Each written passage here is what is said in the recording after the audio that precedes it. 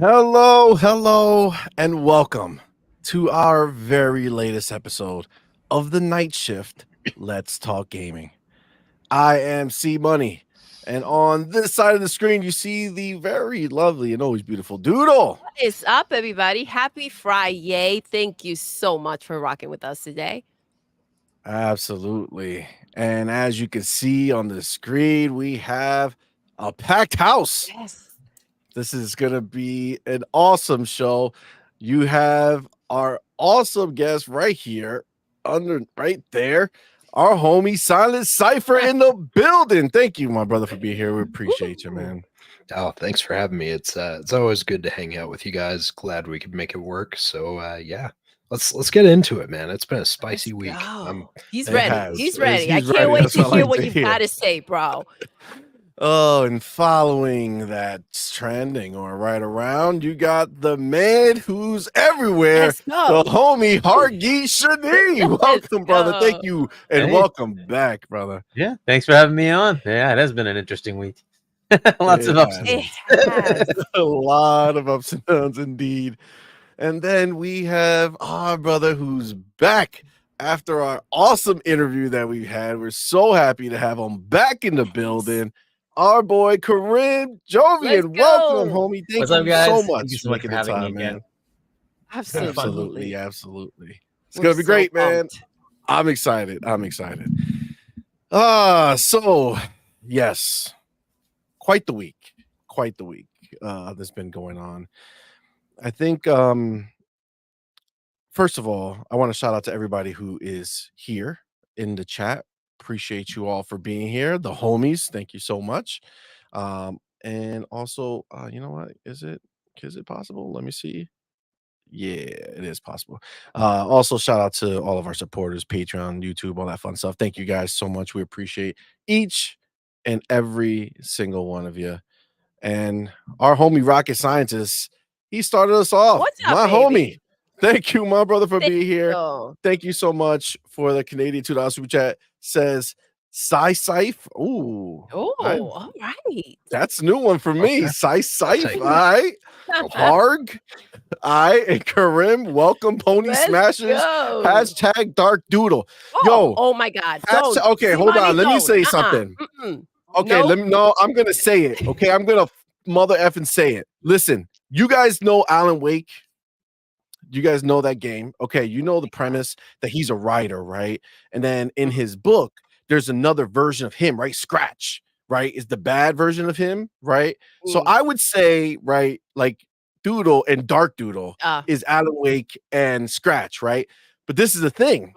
We thought that Dark Doodle just lived on YouTube. But now we have confirmation that just like Alan Wake's character, he is out in the real world. Dark Doodle exists outside. She is real. She don't take that. Oh my God, yo. We were at, oh my God. Get into it. I'm gonna say it, my kids' graduation for not that they got a new belt, my little ones, they got their new karate belt. Oh, yo. CMoney. Let's just say I'm not gonna say it directly because he comes on our show and watches too. He's our homie. But let's just say there was a very dark moment that happened, and I was like, "What? What is happening here?" The words that were said. I'm just gonna leave it at that. But I just want you all to know that Dark Doodle has left the YouTube realm, and she is out there. So just understand that this is a real situation.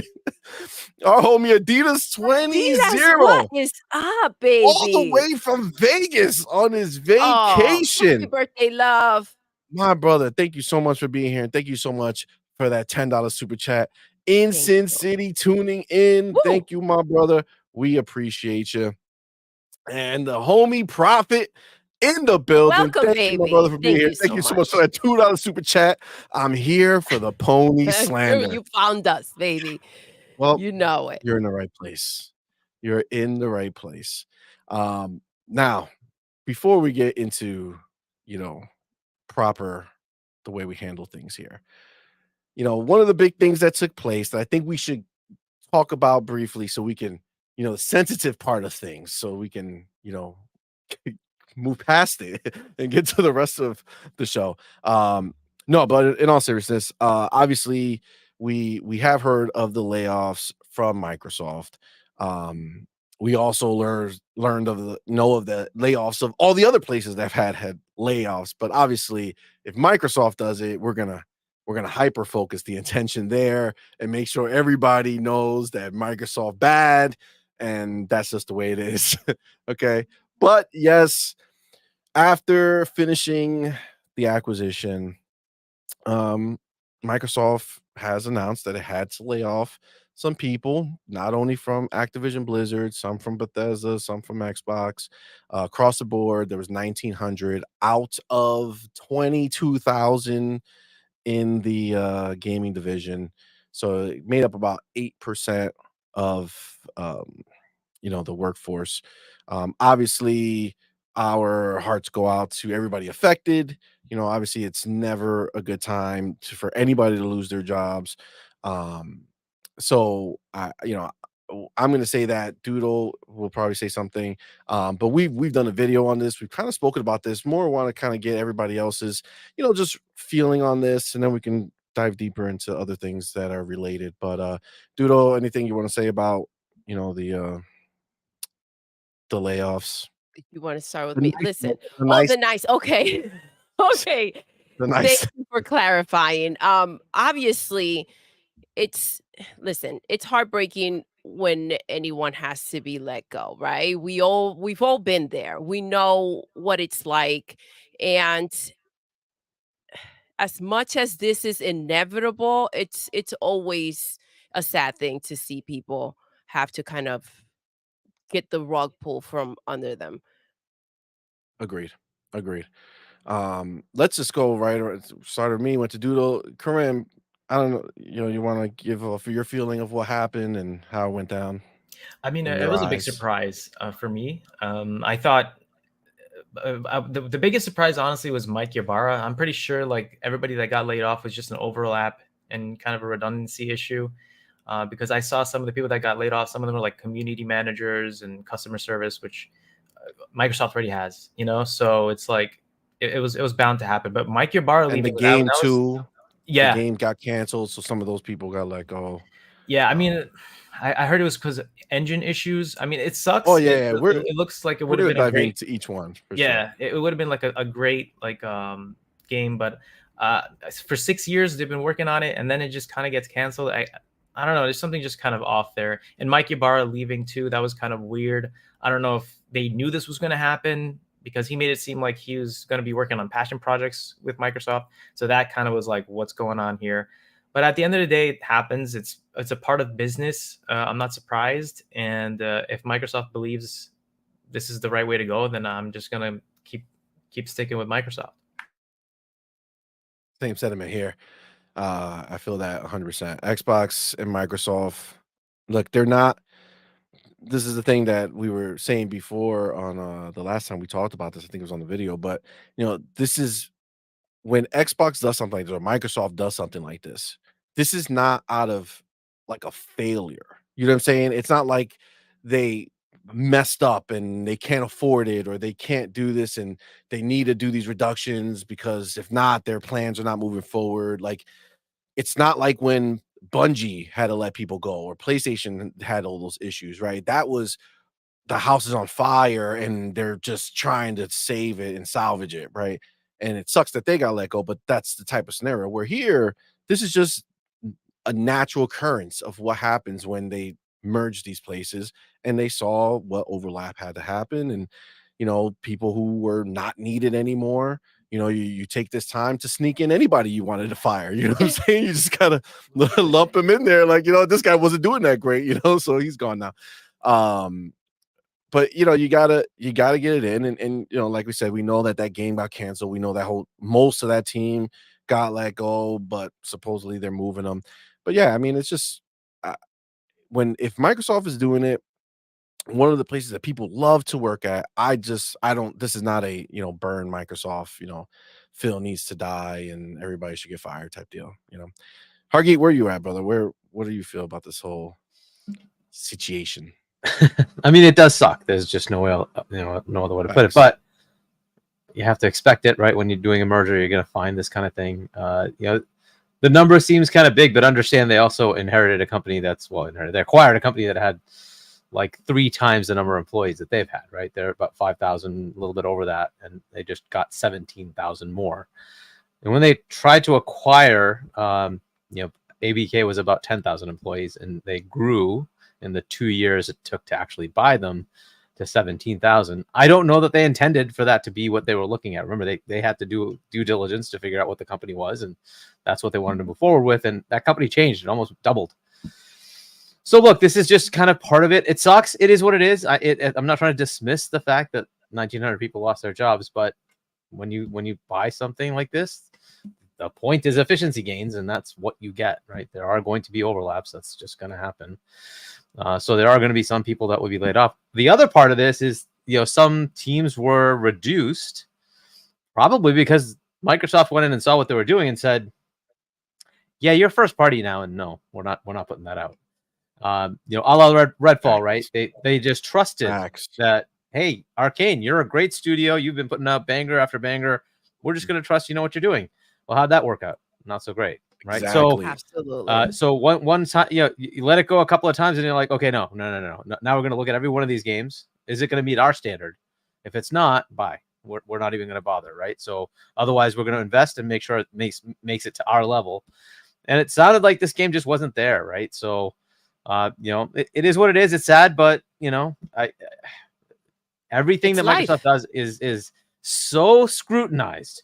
So they have to be like this. It is what it is, right? So if people gave them some room to breathe, right, and you could put out games like Knack and not be called out to be the worst thing in the world, right? Fine, but that doesn't happen. If Microsoft puts out anything that's oh my god, it's the end of the world, you might as well just shut down. Xbox, why are you even bothering to be here? It's like, okay, well, Bill, if you're going to behave like this, that booty gone. Get them all out. then what are you going to do, right? I mean, I find that very sad, to be honest. I'd rather they allow people to go explore and try something crazy, a la Palworld, right? Like, yes.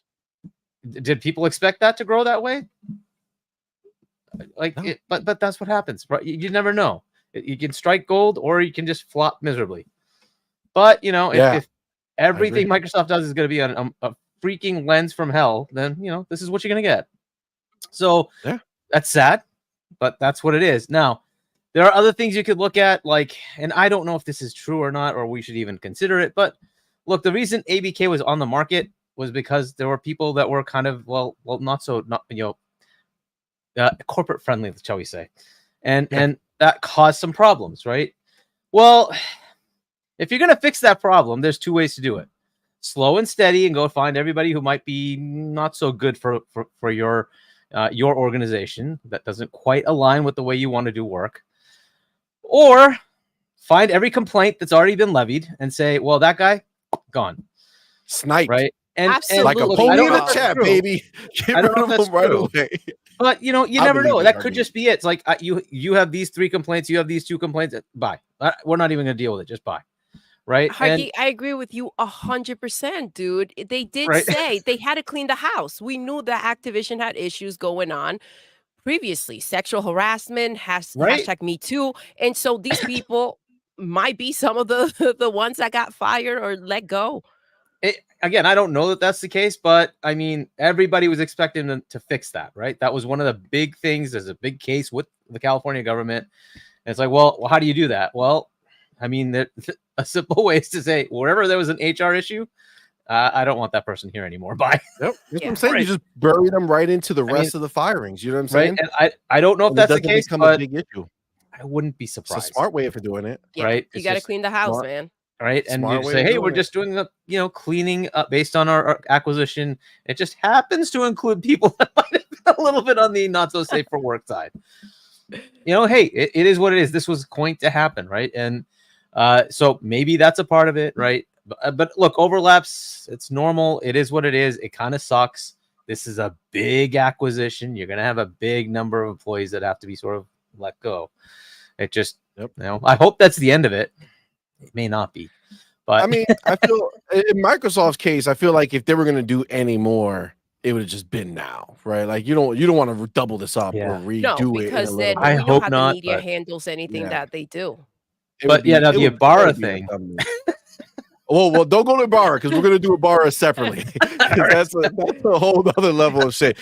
Silent, before we hop to you, let me get my homie Lao Shimazaki, my dude. What is thank up, you baby? for being Thank you here. for rocking out with we us. appreciate you, and thank you for the 1,000 yen. Yes, good job, Shout out C. to Lao. Because it's a Y. I'm getting the letters. He's I'm getting putting it there. together. He's getting there. He said, My "Hey genius. guys, great to see Karim on here." Right? Yes. Hashtag Starfield facts. Let's go. Very excited that Karim agreed to come back. Very Yes. happy. All right, Silent. You've heard everybody's take on the situation. Add your take, my friend. What do you feel about how it went down and all the BS surrounding it? I mean, ultimately, I'm going to be sitting there in lockstep with these guys when it comes to some of those takes, right? Is like you figure. I mean, it sucks anytime we see any group losing people. Redundancies do happen, though. In a merger or an acquisition this big, it's inevitable. You're going to run into redundancies. And yes, Microsoft is a very big company. They're multi-trillion-dollar, but I mean, you look at these companies and how do they get to that level, right? Like how do they last for decades and decades? They learn how to trim the fat when they need to. They learn how to lean up when they need to. They adjust accordingly.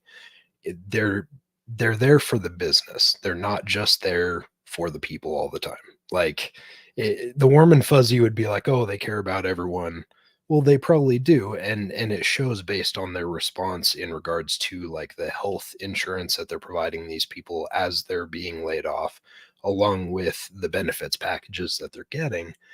But at the end of the day, it's a business, and they need to make sure that they can justify those costs, right?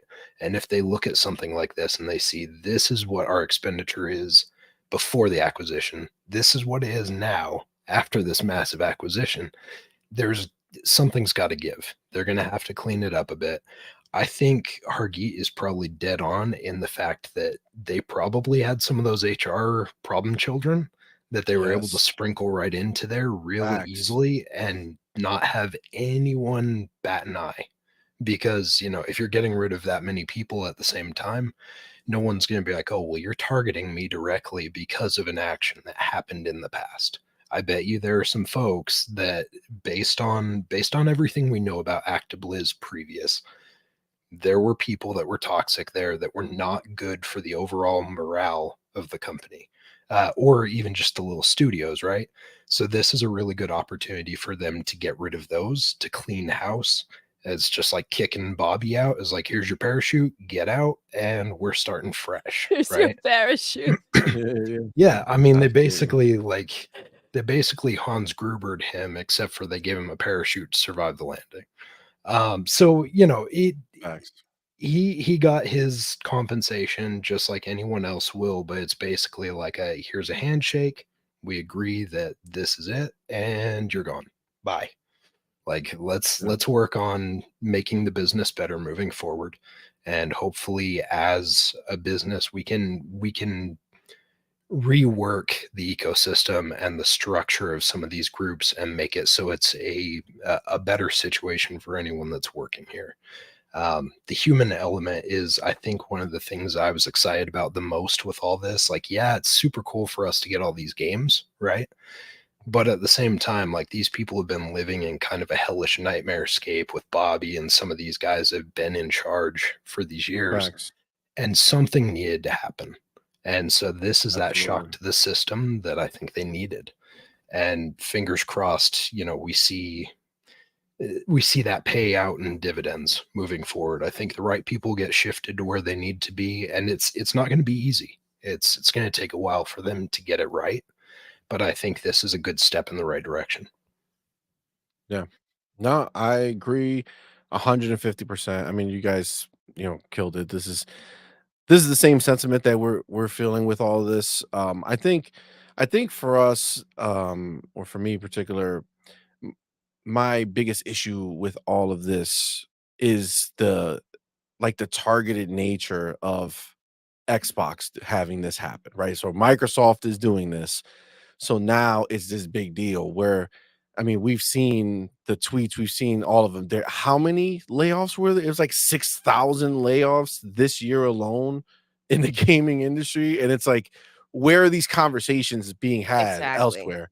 I think Riot was one of them. Like, so many people have let people go. Embracer But once again. Embracer, like, where's these conversations? Nowhere, right? Nobody's, oh my god, the people.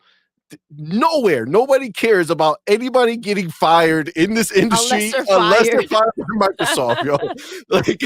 Like this is crazy. It's wild, dude, but it's true. Even and at least listen, this is the thing. At least they're not getting cheated, right? They're going ahead and they're getting compensated. We're not talking about this whole Bungie situation where they were trying to cheat them out of their health insurance and everything else they could, right? So when you Right put things before the into holiday. perspective, right before the holidays as well, when you put things into perspective, it's like, okay, well, you know, everybody's firing people or letting people go because firing is here, you're cut off, you're done, right? They're letting people go, right? They're being compensated. There are worse things that can happen. You could have been working for Bungie. You could have been working for PlayStation. Like the fact that we are really over analyzing and the media is putting this out there, it's only because it's linked to Microsoft. But I mean, realistically, from a merger, and we're talking about 8%. I mean, to make a big deal out of this is kind of, in my opinion, yes, sorry, some people lost their jobs. It happens every day. Some people get the short end of the stick, right? We're talking about people who are probably making good money. Or at least have good references Exactly. going forward. The thing is when was it? When everything right before the year ended, right? Sony's house was on fire. Every layoffs, the cancellations, delays, Also everything, sucks, which sucks. But again, Yeah. where was the coverage? Where was the So- doom and gloom? To be a little fair, this is the most valued company in the world, right? Mhm. So it is going to get over scrutinized because it's the most valued company in the world, and everybody in the world is going to be looking at, well, what are they doing? They've taken all this money. What are they doing? Right? That's going to happen. That's just it is what it is, right? It becomes very political because they're so large.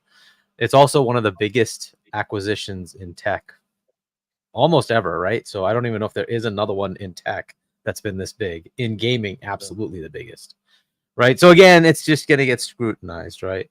I'm just trying to be fair. You're right in that there should be equal coverage for everybody because every job loss sucks. It's just the way it is, right? But I can see the flip side of that. It's the biggest company in the world. Okay. And listen, I love gonna that get you more brought that scrutiny. up. It is the biggest company in the world, but it didn't just get there. And they're not supposed to just Right. have employees that they pay, even if they're not cutting it, just because they're big and they have the money to do so. No, That's that's totally fair. That's totally fair. And but this is just the world they live in. Yeah, right? I'm no, sure I've heard Microsoft it is that so they used to it. I shouldn't. think the world outside of our bubble, right, Yeah. is one thing. But like when it's the gaming, like the rest, sure. If I'm seeing this on CNBC or you know whatever, all these And you will, places, right? Because yeah, big that acquisition, makes big sense. money. They're going to talk Of about course, it. the senator, right? She's what's her Yeah. name? Whatever. Her Warren, name. I my don't even senator. yeah, Warren, right? She's out here saying things. It's like, okay, Yeah. like that. I know why she's saying it. It has nothing to do with what we have here. It's all which is politics, right? It's the that's the politics. visuals of Politics is fine, but right? It's these just- ponies are not politicians, yeah. right? Far from it, Like these bro. ponies don't even know what side of the bed they woke up this morning. Okay, they have no idea what they're doing, but they're running around, sitting here, acting Yeah. as if they somehow have some clear understanding of what took place here, and is trying Yeah. to use this as some type of massive L to Xbox fans and Xbox. Like everything's going to the Or to shitter Microsoft. now. But there's a flip side to that story, right? Is they were in trouble. And the reason this even happened is because ABK was in trouble. And if they hadn't done this, if How Microsoft many hadn't people swooped in, would have been? there were lost? only a couple of options left. One, another big company comes in and swoops in and rescues them, or they liquidate. How many jobs are lost if you liquidate? Most of your Exactly. jobs are gone at that Yep. point. So Yep, instead of exactly. this, 10-ish%, you'd be looking at 50, 60, 70%. Do you want that instead? So is this a better place to be than where they would have been? I mean, come on, right? The only other entities that could afford them were Apple, who apparently is not looking, Amazon, who kind of went out of it, Google, who said we're not doing gaming, or Tencent. And well, do we really want Tencent? And if Xbox had to get rid of people, you know that these other places would have had to, and they would have done it even more because there was more that they would have to cut. They couldn't afford as many people, right? So that's really the nonsense. But before we go further, just real quick, got to get my homie Ultraman. Thank you, my brother, for being here. Thank you so much for that $2 super chat. Says, hey, everyone. Everyone says, hey to you, Ultraman. What's up, baby? And by the way, Tencent did just have layoffs because Riot Games is owned by Tencent. Yes. Oh, that's right. Yeah. Yes. See? 100%. Did just lay off some people. Imagine if they afford to keep them.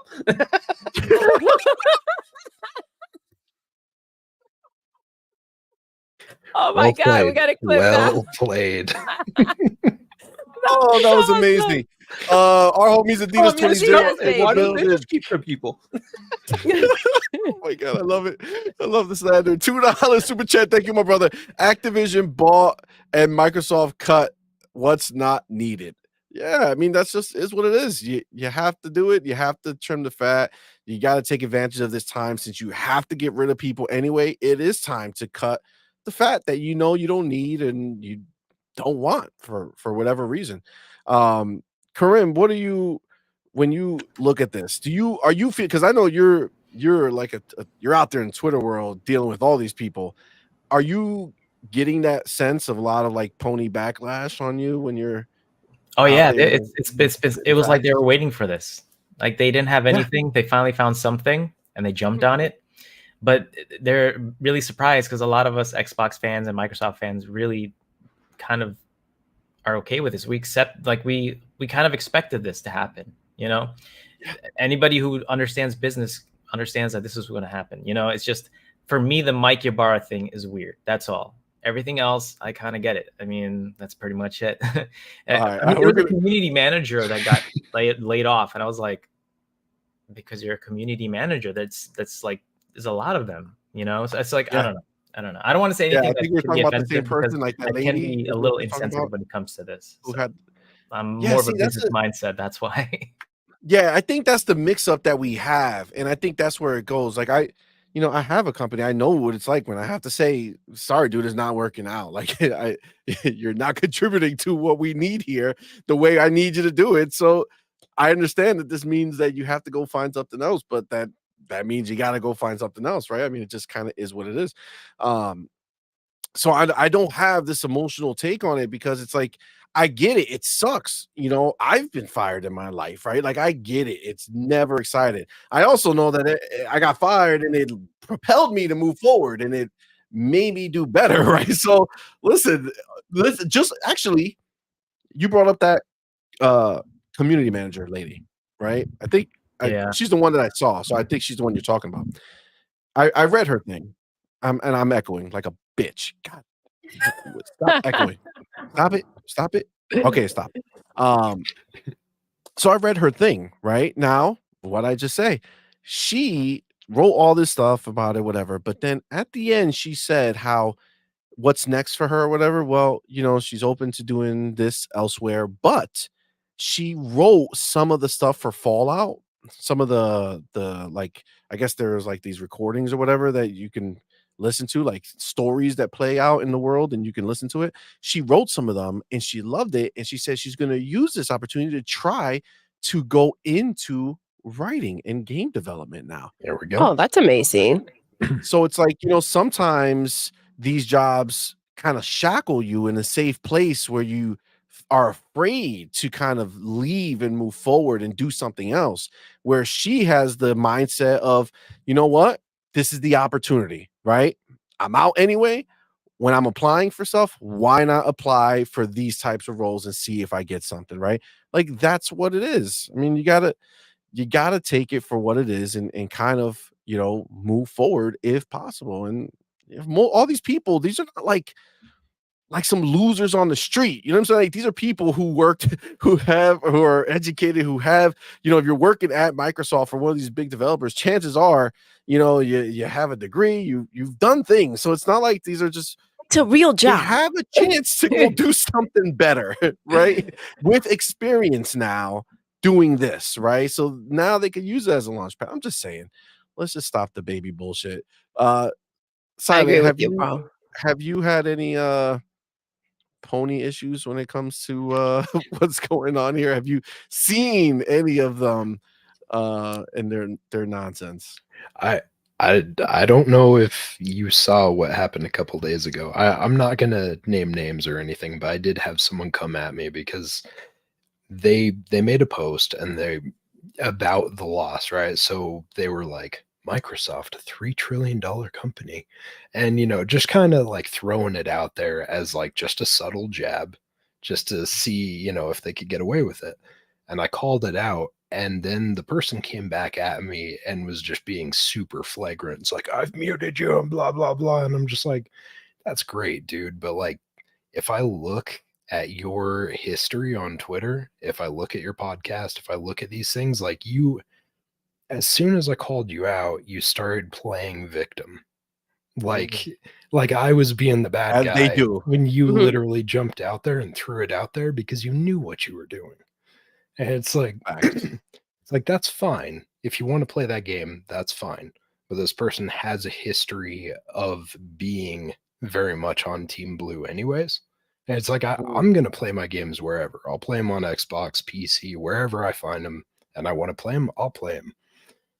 Yep. So, like, if there's critiques to be had, I always share them out. I have no problem being against on anything. Like, if someone messes up, I'm all for giving them the smoke for it. I don't have one allegiance. I have preference, but I don't have allegiance. And when the person came at me with that, I was just like, oh, God bless your soul. Like, you're going to be doing this again here in a couple weeks. And it's the same person in the past that's made the comments of like, if you're on here console warring and blah, blah, blah, I have no respect for you. But then like a month earlier on their timeline, they were literally console warring and you were able to 4K screenshot that sucker to oblivion. So it's like, it's fine. Nice. Like, I get it. And, people are going to clickbait it. People are going to try and trigger people out there just because, if it's not their team, God forbid people play games elsewhere. And some of those people just can't handle it. The ponies just go real aggressive and abrasive with it sometimes. And it's just like, it's whatever. Like Because it's just their narrative. That's all they care about.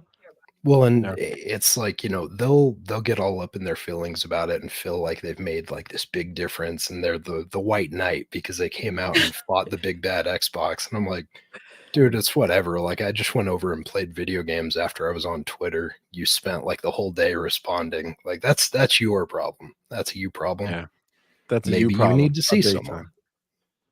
Listen, A they lot of do them have do. a lot of you problems for sure. That's their MO. Absolutely. Let's get our homie Adidas 20 in the building. Adidas, Thank you, my baby. brother. He says, CMoney, did you like the Go Gamble sign? I did. That shit was funny as Yo, hell. yes. He's in Vegas and he's came up across somebody that says, I will babysit your wife. Go gamble. Wild. That's what happens in Vegas, man. That's what Our happened. homie Alvin, brother, thank you What so is much for up, being baby? here. Welcome and thank you And so much. Thank you for that $5 super chat. Says Matt Soprano now has the power to act as ruthless as the leak said he is. It's gonna be good for gamers in the long run. Matt Soprano, look at that. Matt Booty elevated to soprano status. He is not messing around. He's not Yeah, Peters nah. anymore. Listen, he's cutthroat, bro. We knew it. The leaks told us. You don't have somebody in the corporate world say, let's spend them out of business in an email unless he mother effing meant that shit. He was not playing around. Yeah, you This don't is just throw real. those words around, bro. This was real talk. Thanks, Alvin. Appreciate that, my man. And our homie Ryu R Gaming. What's Thank up, you, my baby? brother, for being here. And thank you for that $5 super chat. Says rumors say this was Microsoft self-inflicted, and people who don't know business said we should have kept them. Okay. Well, obviously, we know I that mean, these you people said it. People who don't know business. who don't understand Mhm. anything, they could barely log into Twitter at this point. Let's be real. Okay. I don't even know how they type with the hooves. It's very difficult. It's very We difficult. I don't know if they tried, created because we see a lot of something. pony Do they use comments. the accessibility controller that I don't know Sony what came out they with, the do, round one but that doesn't look comfortable at all? That one probably. I don't know. Something's going on over there. Argy, do you have the Salt Lick background on the ready? Because like that would be perfect right about now. Hargy always has the solid. there it is. There we go. Oh, that's amazing. That's amazing. I was gonna wait for Palworld to bring that up. Sorry, I jumped the gun. Oh, jumped early. Oh my god. That's hilarious. Let me get just some of the our homies in the chat. I see Gun Griffin here. He says these PlayStation fanboys and media shills are really tiresome. I wish I could mute them all for a year and just enjoy my Xbox without all the stupid hating. Even Jay Wood is doing it now, that traitor. Is he? Jay Wood? Word? Damn, Jay Wood. Really? That's wild. Big boy Mike with that public service announcement. Thank you, brother, for being here. It says hit the like and subscribe button. Yes, you absolutely should. It's the thing that makes sense to do. So we appreciate you for doing it. Absolutely. Duke Togo was good, homie. He says it was in fact Mr. Scratch, not just Scratch. You're right. Sorry, bro. I should have had my shit in order before I threw out anything like that. Let me see over here. I saw some other words. Hooded Canuck, he says layoffs suck, but we kind of knew Microsoft was going to restructure. My question is, what did Matt Booty see that he didn't like to can a whole 6-year project? You know what, Hooded? We're gonna put a pin on that because we are gonna talk about that. But again, Matt Booty's a killer. He's not. I'm telling you, I know 100% that Phil said Redfall is not happening again. If you think it's trash, we kill it. Don't talk to them. Don't find out if they can fix it. There's no fixing. It's either good enough now to continue or we kill it. And now let's go ahead and take a look at that, right? What you just said. So then who's to blame for the layoffs? Realistically, maybe if people weren't running around making such a big deal about Starfield, I'm sorry, about Redfall, then maybe they wouldn't be so cautious in how to just cut the game off and let everybody go. I mean, so really, it's the Redfall maybe haters this is that not caused on this to happen Microsoft. right This now. is on all of you complaining out there. Look, you see, you bitched about Redfall, and now this unknown game that you have no idea whether you would have liked or cared for, now is canceled, and you're all upset about it. Fun times. This Payne says that game was very, very suspect. It's been developed for 6 years. It still had another 4. Something's going wrong there, so it's probably good that they canceled that shit. Well, it also sounded like I think it was Bloomberg was touching base on it, but they were saying something about it being like run off of like a mobile it started on Unreal, then it went to Synapse, a mobile engine, and then it went to they're asking, or they were asking to go back to Unreal. Like people were using Unreal, like wasting time making things in Unreal that they knew they couldn't use for the game. It was just sounds like it really had like a pretty troublesome dev cycle anyways. So like they probably came in, they're just like, is this going to be worth the money? Are we actually going to see a, ROI, the return on investment on this thing, or is it just going to flop and we're going to be stuck with something crappy? Like they made the decision. They're like, well, we don't want to have a Last of Us multiplayer and we don't want to have to cancel it later on. So maybe we just can it now. I don't know. Facts. Well, I mean, the best, just like letting people go, right? The best time to do all of this is right now under one news beat, right? You got the layoffs, you got the cancellation, the firings, whoever you're doing, it's all one shot so that it'll blow over at the same time and we'll just move on with whatever else. And again, we're gonna dive deeper into that. Gun Griffin, he's jumping because we're going to talk about Mike next, but Mike was let go because of his toxic Blizzard environment. environment claims. Trust me, he was accused by like 42 employees about creating a sexist workplace almost 3 years ago. Damn. Oh, damn. Well, Joke's on him. jokes on him indeed. Corey C, What's thank up, you for being here, baby? brother. Appreciate you. Says, not only were there redundant positions, how do we not know these are the racist, sexist, bad seeds that needed to be fired? How does everybody know that wasn't the case? We knew the state of ABK. Hargeet, he's speaking to what you said. I think that's very smart. Again, just kind of do it all at the same time and be done with it. All right. So Mikey Mike. Okay. Mike Ybarra, I'm not gonna lie. I was in the same boat, Karim, when I saw like his name that he's left. I was like, what the fuck? Like he was just taking pictures like last year at the end of last year. Like, woo. Yeah, and Hey, the interview also This is that was home. like being clipped everywhere on Twitter, and how he's The finally what? going to be working on his passion projects, and there's Oh, freedom yep. in Microsoft and all that. Oh, yeah. And I think that's the key right there. That's my take on this. Freedom.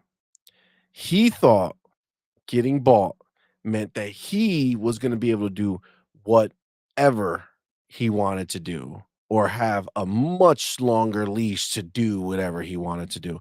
And, when you read that thing that Matt Booty put out there where he says, we sat and talked about his future and what he wanted to do and what he was passionate about, whatever. Just the idea that they were sitting there talking about it leads me to believe that they were having a discussion. Mike was telling him his ambitions of what he wanted to come from this acquisition, what he wanted to achieve from or get from it or gain from it, where he wanted to move up in a position or how he wanted his position expanded or less oversight and all this other stuff. But we know for a fact that Matt Booty, the killer, is in charge now. Okay, he's overseeing Bethesda, he's overseeing ABK. So I think, and this is just the way I see it, I think he thought he was going to get more and it didn't work out that way. And he seems like a pretty ambitious guy. He seems like somebody um who wanted to achieve something more or grow something further. And I think when we see that they canceled his game, that obviously he's in charge of Blizzard and that was their big game. Obviously, they weren't impressed by what he was doing leading up to there. I don't know. Kurt, what are your thoughts? What do you feel about Mikey Mike leaving after all the hoopla about him staying? I saw another message he told Bloomberg or he told Jason Schreier that they're going to have to carry him out of there or pull him out of there, that he's never leaving or whatever the hell. So yeah, I don't what do you know. I mean, to be honest with you, like reading everything that people are like messaging down here and what you're saying, it just makes me think about it completely differently. Like maybe there was something going on behind the scenes that we don't know about, and it's probably better that he's out. I mean, let's be real.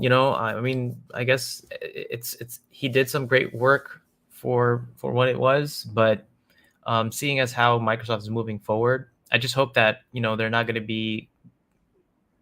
One thing I'm like, this is always looming in the back of my head, because I've been burned in the past with the Xbox One and when Microsoft acquired Rare and they acquired all these companies and just left them to rot. So I just hope that doesn't happen with Activision Blizzard, where they just take control and steer it in the wrong direction. I'm just hoping that we get great games and continue to get great games.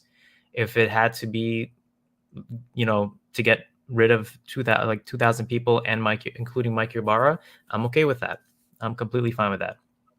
Let's just bring on the games, bring on the great content, and hopefully that nothing changes in that front. I'm still looking forward to the StarCraft game that they've been talking about. I just hope that's not canceled because that would be pretty exciting.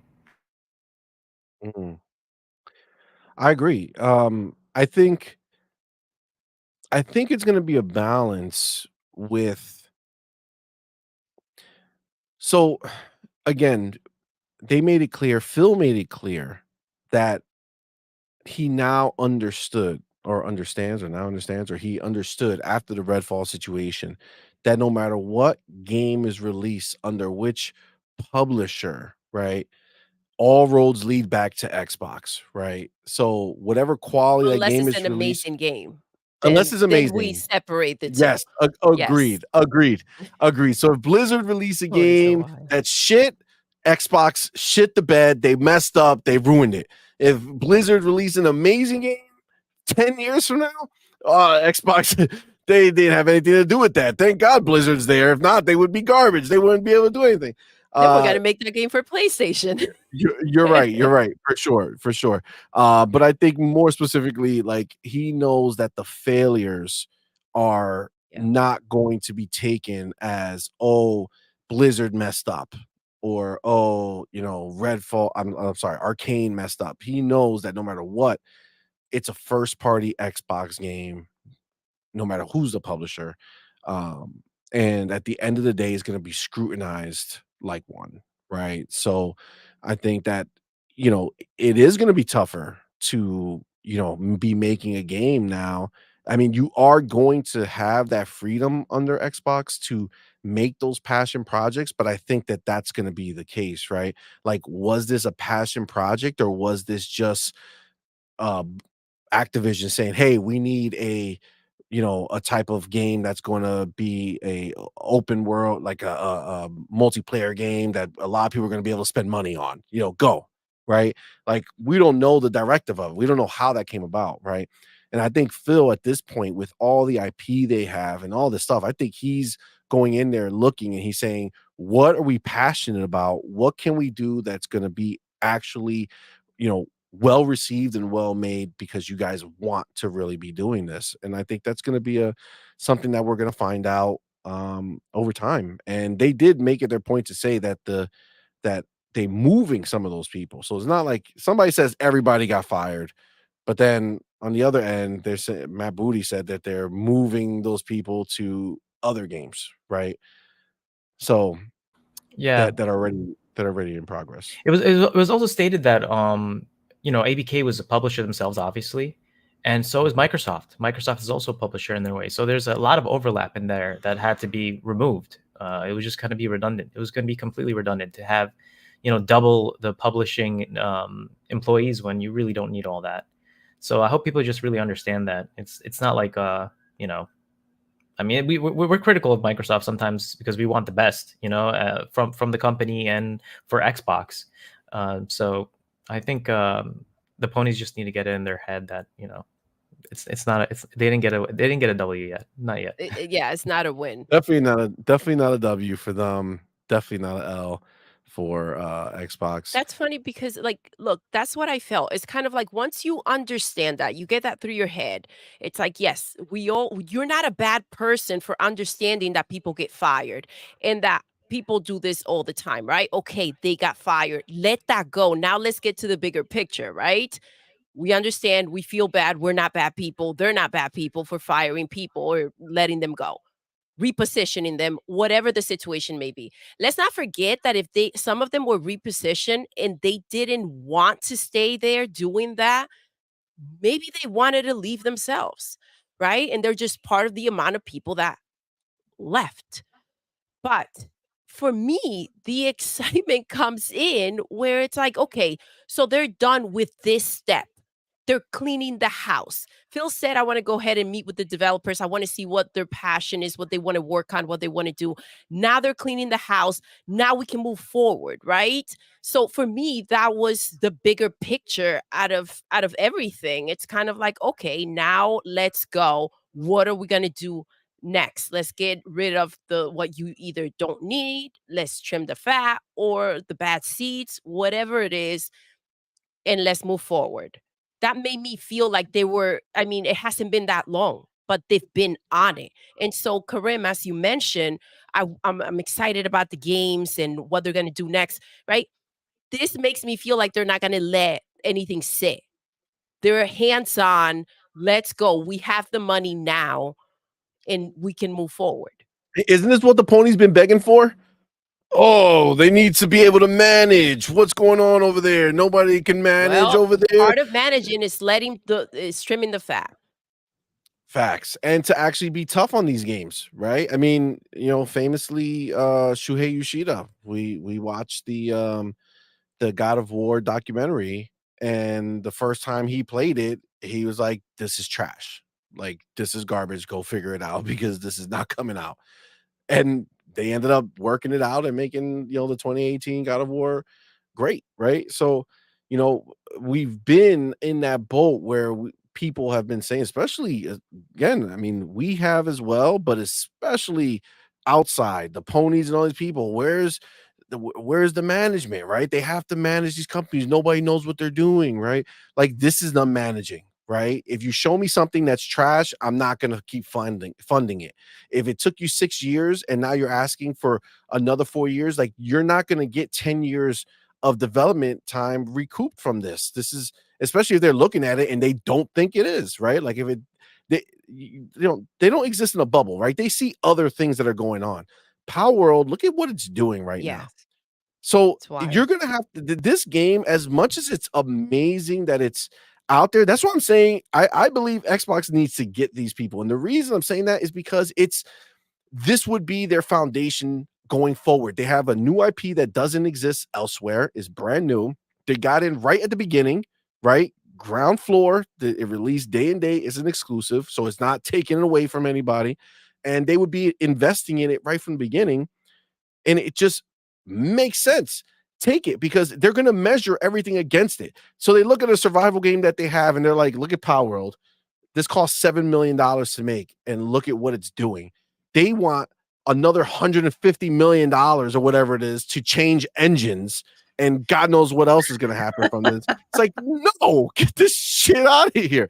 Like, I'm not going to do it, bro. Like, I get it, man. I get it. It's I don't see where the confusion lies. Like, it just all makes sense to me. It's pretty easy. Real quick before you guys jump in, Twittery Snake says, nah, Matt called Mike into the office on suspicion of pony-like behavior pre-acquisition. It was like, can you confirm these are your tweets? They are. They get your punk ass out of here. He says Matt Booty is the ultimate sniper. Snipe behind Sue. Yo, he took out. He took out all the ponies, All bro. right, yeah. Matt Booty doesn't mess around. Silent, what do you think about this this Mike Ybarra situation? Is this is this doom and gloom for Xbox? All the talent wants to leave Xbox. Xbox is garbage trash, or was Booty just taking out the trash? You know what I'm saying? What's going on here? I think Booty was taking out the trash to an extent. No, honestly, and we kind of talked about it a little bit this morning, but I think, given his history at Microsoft, because he was there for 20 years before he left to go to Activision. And then with this happening as fast as it did, and also, you look at him when he was on stage and he was like announcing, and he was up there and like saying, "Oh, we're going to be with Microsoft again," and blah, blah, blah. And he was kind of pushing out those tweets and stuff. It had kind of a feeling to me of like someone who's like, oh crap, we've had history in the past, and I got to be on my best behavior, and I got to make it sound like, we're buddy and stuff, because otherwise, like, this ain't gonna work, and I'm going to be gone again. I bet that there probably had been bad blood in the past. Usually these situations, because you look at the stuff that he was cited with in regards to like behavior and sexual harassment or whatever, sexism, at Activision, these people don't usually, it's not a single time offense. Usually these people have repeat offenses. And so there's probably a good possibility that there were things that had happened in the past with Microsoft. It was probably a reason as to why he left Microsoft in the first place. And then, surprise, your parent company just bought you back. So what do you do? Like, in that situation, it's like, okay, well, they probably had a come to Jesus moment. of like, hey, bud, you're back under our umbrella, and we're not going to accept this. This isn't going to be how things work moving forward. He probably took it as a bit of a slight, the fact that they canceled that game too, and it's just like, you know what, they're going in a direction that I don't like, whether it's a good stance or not for him to have. And he was probably like, yeah, we're out. it's time. So yeah, I think there was bad blood in the past. There had to have been. You don't make these type of decisions that suddenly. It doesn't just usually happen like this. Again, it's a big corporate business. These things are telegraphed out. The plans on like getting rid of people, the way that you're determining what redundancies you're trying to get rid of, stuff like that. Like, you don't just do that on a whim, right? So this stuff was probably pretty well planned out in advance. I get that. I agree. Maybe like knowing his track record, right? And considering that he was putting out all these tweets, maybe he just wanted to like, hey guys, I'm here to stay, right? Like he was kind of reassuring himself that he was a Maybe. part of the group. Yeah, Maybe that's what was going on. Like, and Trying to that's why hype we're kind himself of like up. dumbfounded. You know what I mean? Yeah. Like I'm family too, guys. I don't know. There was definitely bad blood supposedly from back when Phil got promoted. Apparently, he was up for that promotion, or he was trying to Oh. get that promotion, and Phil uppercut the shit out of him and just TKO'd him, and he got the job. And that was the end of that conversation. Our homie Abdel says, first of all, thank you for being here, brother. What's up, baby? He says, last BlizzCon, Ybarra told IGN, we want to support PlayStation. Matt Booty said, get your punk ass out of here. Every ABK game outside of Call of Duty Xbox exclusive. Bro couldn't take the heat. Oh my God. Hargeet, man. What Ybarra, what's happening? We know he wasn't fired. He could have been forced. He could have been forced into quitting. Like what's her name? Bonnie Ross wasn't fired. She retired. True. Yeah. You ain't wrong, man. She was fired. Right. Look, that's just the way it is. When you're at that level, this is how you fire people. We're mutually just deciding that we don't really need you here anymore, and you can but did Phil know before it? Like, that would be the ultimate gangster move. They knew the entire time he's buying the studio, we're firing him. Meanwhile, he's taking pictures with him, like, yeah, Mike. So it's good times. So look, there's a lot of truth to the things you guys are all saying, right? That like he could look at some of the ways that Microsoft is going in and saying, hey, this game, no way. And he might be feeling like, hey, wait, am I not running this? Why aren't you letting me do all this stuff? And you're just coming in and doing all. There's a history, obviously, between Phil and him. There just is, and maybe they've tried to patch it up. It doesn't matter. Ultimately, his style is very different. One of the things that they're going to instill, remember that when it was under Kotick, it was crunch is normal, and you will come in and do what you're told and shut up. Right? That was the world. This is not the world of Microsoft. Microsoft is the absolute opposite. Family is more important than you killing yourself. This is not the Kotick world anymore.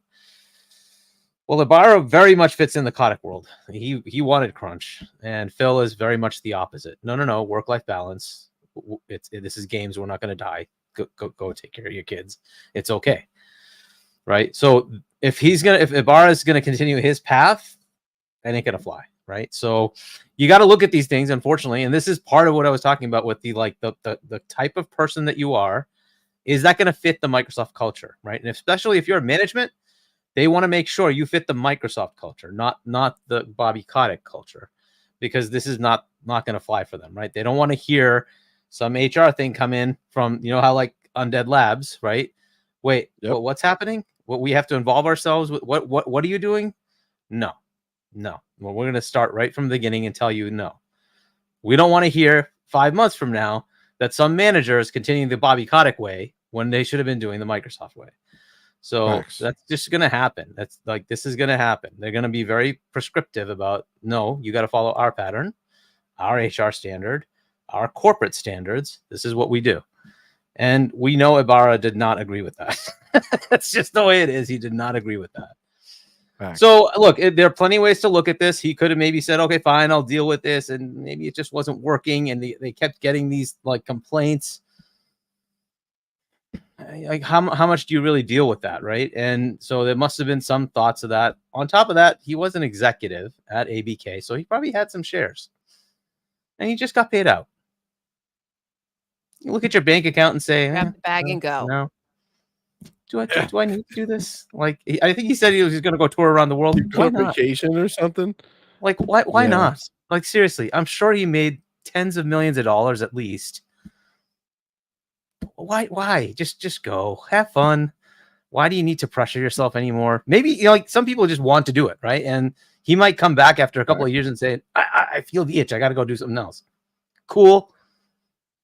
But there has to be a personality. Like, you have to work in that Microsoft mode. And if it's not going to work, it's not going to work. And a lot of the scrutiny is going to be, did Microsoft fix the culture, right? That's one of the big things here. That is actually So 100%. if management is like that, especially the top level, I don't know that they're going to stick to it, right? They're going to say, no, like, look, they have Rod Ferguson, right?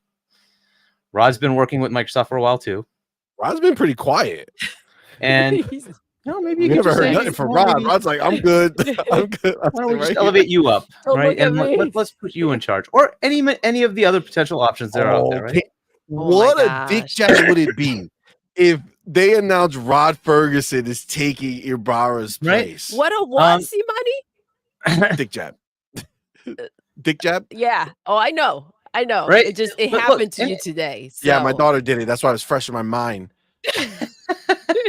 Yo, he couldn't move for like 10 minutes She took me down. right One after of my little karate. twins. She was like, I went right. to scare Yep. her sister, and she came to attack me in defense and just swung with both hands, one behind me. So I went to block, Wow. like, oh, haha, you're gonna get me. But then I didn't see the other hand coming from the front side, and that went night night for Yep. daddy. So yeah. So, But so Ybarra's out. I don't know what the ultimate thing is here, but it feels like this was like you don't really fit this anymore. And whether he felt that way or whether Microsoft felt that way, it was after a meeting with Matt Booty that this whole thing sort of took place. So my guess is more of well, I don't know, man. It doesn't seem like you're really going to fit. And maybe you should take a hit and just get out of here. So I think that's kind of more like what it was. This is all speculation, right? We have no real idea what's happening. But if I had to guess, that's probably where it went. He is kind of a hard S. And that's fine for certain companies, but I don't think it's going to fly at Microsoft. And Yeah, I think that's why he left They're before. very kumbaya in there. They are. And this is a philosophical difference from many other companies, right? We had this discussion with David Jaffe, who, he's put out quite a few games and he likes the crunch thing. And, I'm like, I don't know if I agree with you, bud. Yes, okay, it's cool. Like if you're making medicine or you're curing patients or something, okay, I get it. Yes, do the extra time. We're playing video games. Do I really need to take you away from your kid's birthday because I need a video game? Like, no, go to your birthday party. Just go. It's okay. I'll live. Like, take the extra couple of months. It's fine. Like, I just don't agree with the crunch culture thing when it comes to just entertainment. Like, especially if you're talking to somebody who makes more money in profit than Sony, like their entire value. Like, really, just fine. Just take your time. It's okay. It's okay. Take the time. I agree, Enjoy your family. It's okay. Like I disagree. But look, he grew up with this industry, and his mentality was different, right? David Jaffe's was different, and I'm sure Ybarra is the same way, right? He's been in it for a long time. But I kind of agree with the Microsoft philosophy. It's okay that people aren't going to die if you don't get freaking the next hi-fi rush within the next if it delays for 6 months. It's okay. It's fine, right? Like I don't need it immediately. I hear you, bro. Right?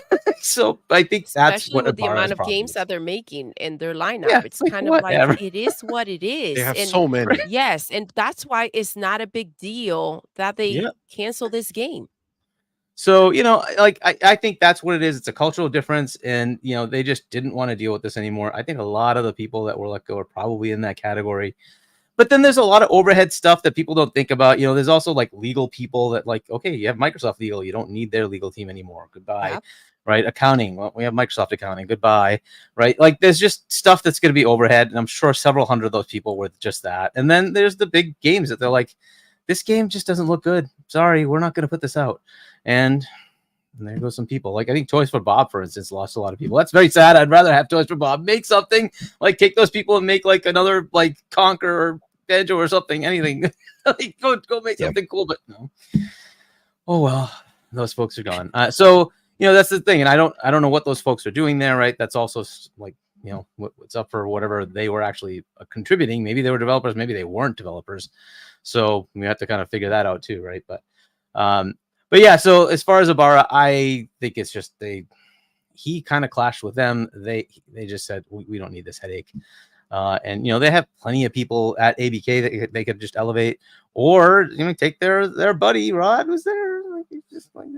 I feel like Rod is going to be. He has been radio silent, right? Like we're not hearing anything from this dude.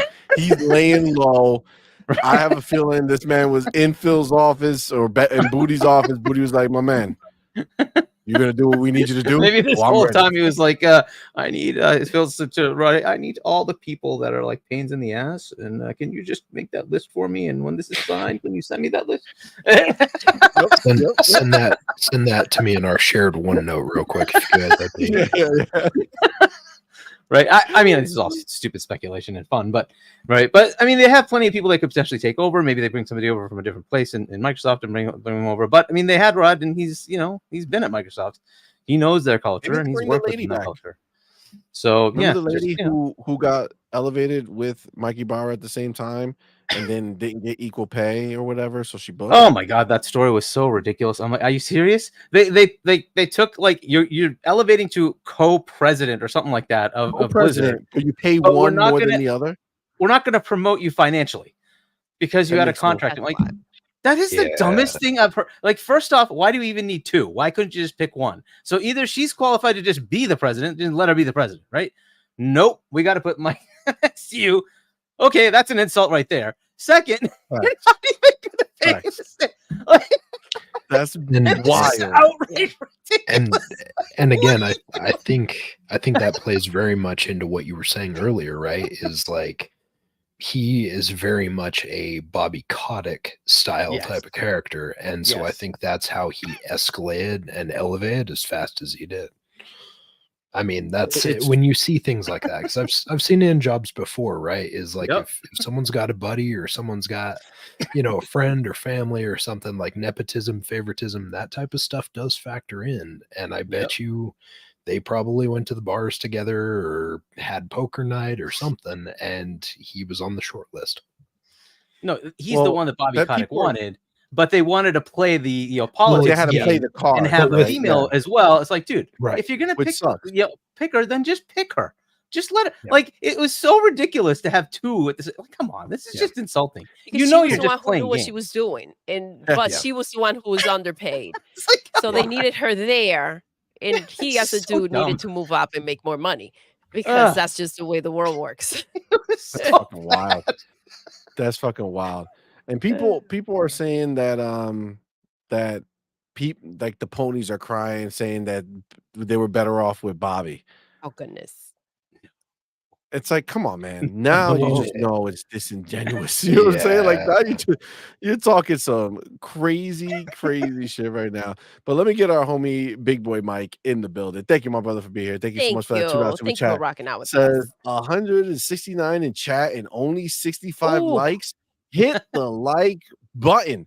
Facts, fam. Plus, I think my favorite one that you did of these, Mike, is when you just let everybody knows that if you're sitting here, you did hit the like button, you probably have pony tendencies. And do you really want to be known as a dude with pony tendencies? Hit the like button, man. Stop the nonsense. Yeah, right, might have some ponies watching, bro. Oh, they're here. Are they in the chat? Because we'll get rid of them.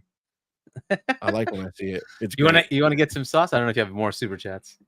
Oh yeah. Let me get. Sorry. The homie Creed 20 Blaster. What's good, my man? Thank you so much for being here, brother. Thank you, baby. And thank you for rocking out with us. 6 Euros. Oh, look who's learning. God damn, bro. It's I'm not taking a fucking around. while. I know, guys. Listen, I know you guys are like, why? I like this is simple shit. I Mhm. know. If you've listened to me try to decipher this shit in the past, It's it's sad. not good. It's sad. But I'm getting there. Sometimes it can end well with the development of a game. For example, the Dead Island 2 game that has been in development hell for 10 years. Yes, but I would argue that that requires that somebody still had a strong vision for that game, and it's just the development teams were not doing what they Yeah. envisioned, and that's why it ultimately died. I mean, it ultimately kept going until they found the right match. Whereas if there's no vision that is solid enough, like if it doesn't sound amazing on paper that they feel like they can actually get to a point where this is going to be successful, it's like, why are we doing this? And we're gonna jump into the game right after. But yeah, I just got notified here that 2 ponies were sniped. So good job, guys. Out here doing God's work. All right, good job. Let me get the homie John TJ in the What's up, building. love? Thank you, my brother, for being here. Thank you so much for that $5 super chat. Says it's a sad day when ponies want Palworld and Xbox games because they only have foam stars, baby steps, and sugar cubes. I mean, good luck to Foam Stars. Maybe it'll turn out to be a good game. I hope it does, right? Square Enix There's needs like a win. way Yeah. that it's going to be anything other than just a serviceable romp of an afternoon. And then that's the end of that discussion. I heard Let's it's, just say I heard we it's won't actually- be it getting might be third party. Foam Is that Star true? infographic saying, 8 million in 6 days. No, Shit that's ain't not gonna happening. happen. Yeah, no, it's only like a month exclusive, right? I think that's what you're saying, right? Yeah, I think yeah, it's that's what coming I out pretty heard. fast for the other platforms. And Oh good luck my to it. Like God. seriously, good luck to it. Whatever. But yeah, I think like after seeing Palworld, I feel like Foam Stars could have done more to make itself different from Splatoon. But it's literally the same game except you're placing foam with paint, right? Like it's just Unless there's something suds, we don't know, bubbles? because That's what you put in this the fucking game Yeah, isn't that's out what I'm yet. saying. 'Cause Yeah. I'm kind of shocked that it's so similar. Like there is probably something we don't know that I'm hoping. Maybe there's some RPG elements to it since it's Square Enix, but it looks way too similar, and I'm surprised they kind of ripped it off like that. Well, we I'm- go by I'm- their track record. I'm with you, Corinne, because this is the thing. I thought like what they were saying out there is that this was just Palworld was going to be Pokemons with guns. And it's so much more than that. The game is so freaking addictive. Hours will just fly by. You just there and you're like, wait, it's 3 a.m. It's 4 a.m. and I'm still up. Like I should probably get some sleep. But it's wild. So unless there's something about Foam Stars that we don't know about, and there's like a little more to it or a lot more to it, I mean, I just don't see it. I don't see it being It's too bad for Square having Enix potential. to keep having L's, man. I hope they get some wins soon, right? But, Well, Just bring it to I Xbox. feel like- They'll have the wins. or Yeah, PC for that exactly, matter. correct. Like, Yo, Yeah, right. Yeah, yo, yeah. multiplayer. hold up. I got it. This is what he did right now. Ooh, Poor Square. Poor Square. damn. That's what he did to the ponies right now. Look. Holy crap. Yeah. Listen, the thing is that I think Square is in the situation where they would be best if they were purchased. I think if By Microsoft owned them, only by Xbox, nobody else can No. afford to make these things work. So if Xbox were to purchase them, Square can go back to being a creative as opposed to just trying to catch trends and to try to make something work. If it's not Final Fantasy or their millions of same HD 2D games now that they made one Octopath Traveler, and now everything they're gonna do is like that. And it's like they are afraid to take risk outside of what they are normal at. And this Foam Stars, which is completely out of nowhere, like why is this being made? They literally said, all right, first person shooters are not working, but Nintendo got away with this paint thing. Maybe we could make one of those type games. Nintendo can catch a break. What's happening? Pokemon, I Splatoon. said it, guys. Nintendo needs to get with it. Everybody's Yeah, but, coming for that's a good Nintendo. thing. If Palworld shows them there are things you could do in your game to Yeah. get extended to the next level, isn't that a good? Don't they release that game like every You year or know two? what's No, no. frustrating? That they should have figured that out. They should have went ahead and given. There was no competition. they This should have is done always the more. problem. That's true. Nintendo without competition is the Right? same I shit mean, over and over again. Yeah. They're- Now they got competition. They're like PlayStation a little bit, guys. Yeah. Well, they are. The third They person are. It's just that they cinematics. really have no one to compete with. Go ahead, Karim. Sorry, I didn't hear you. Yeah, she's right. Like with the third person cinematics, I love those. Like back in the day with like Uncharted, and yeah, that was the only one I played. But it was really, really good. It was really good, and I enjoyed it. But it's just getting stale now to the point where it's not the same anymore. It's not reinventing the wheel. It's just you could tell they're trying to be safe, and it's really kind of like showing itself off. Like even Spider-Man 2, I'm gonna be completely honest. I have it. I bought the collector's edition. I just played 1 hour and I can't do it. And I'm a big Spider-Man fan. Believe me, I'm not saying this just to hate on Sony. This is just some real talk. This is real shit. Like I don't know why. I just can't do it. I can't jump on the game and play. Palworld is a different story. I feel like a kid again playing that game. I'm staying up until 5:30 a.m. playing it. I don't even realize that. I'm having fun with my friends. We're building, catching. Like it feels. I don't know. I guess maybe we really wanted this, and to finally have something that's Pokemon-esque on these third-party platforms really kind of scratched an itch that I didn't even know I wanted. And it's really, really fun. And I feel this is just the beginning. This is just the beginning. And once they add, dedicated servers and more content, and there's already like a lot of the roadmap looks completely it's full. still in preview. Fuller It's not even PlayStation. the full game. Yeah, It's wild, right? bro. It's wild. Yeah, it's a really good roadmap. PlayStation doesn't even have a roadmap like that, so Yeah. it looks Yeah. really lacking compared to them. I can't hear you, The people in the CMoney. back. The people in the back, Karim. Can we hear CMoney? I can't hear CMoney. CMoney, I think you're muted. Karim, can you say it again for the people in the back that didn't hear you? The PlayStation 5 roadmap is trash. It's lacking. And the Palworld roadmap looks to be more fulfilling and more exciting than that roadmap. And I'm being completely honest. We saw the leaks with PlayStation. Come on, more of that Marvel stuff. It's like the movies. I'm tired of the movies. They're getting a little, Me too, stale. bro. So, But Karim, aren't you excited for the absolutely obviously like they're gonna do a remaster of Uncharted 1, 2, and 3? Aren't you excited for oh my god, yeah, I was waiting for that. And look, Spider-Man 2 came out like a whole year ago. Like, Yeah, but it's gonna have to be a remaster. It needs to be remastered. It's just I can't. It needs to be remastered. And I just can't. Guys, can you hear me now? It's too blurry. 2025. Yeah, we it's hear a remaster.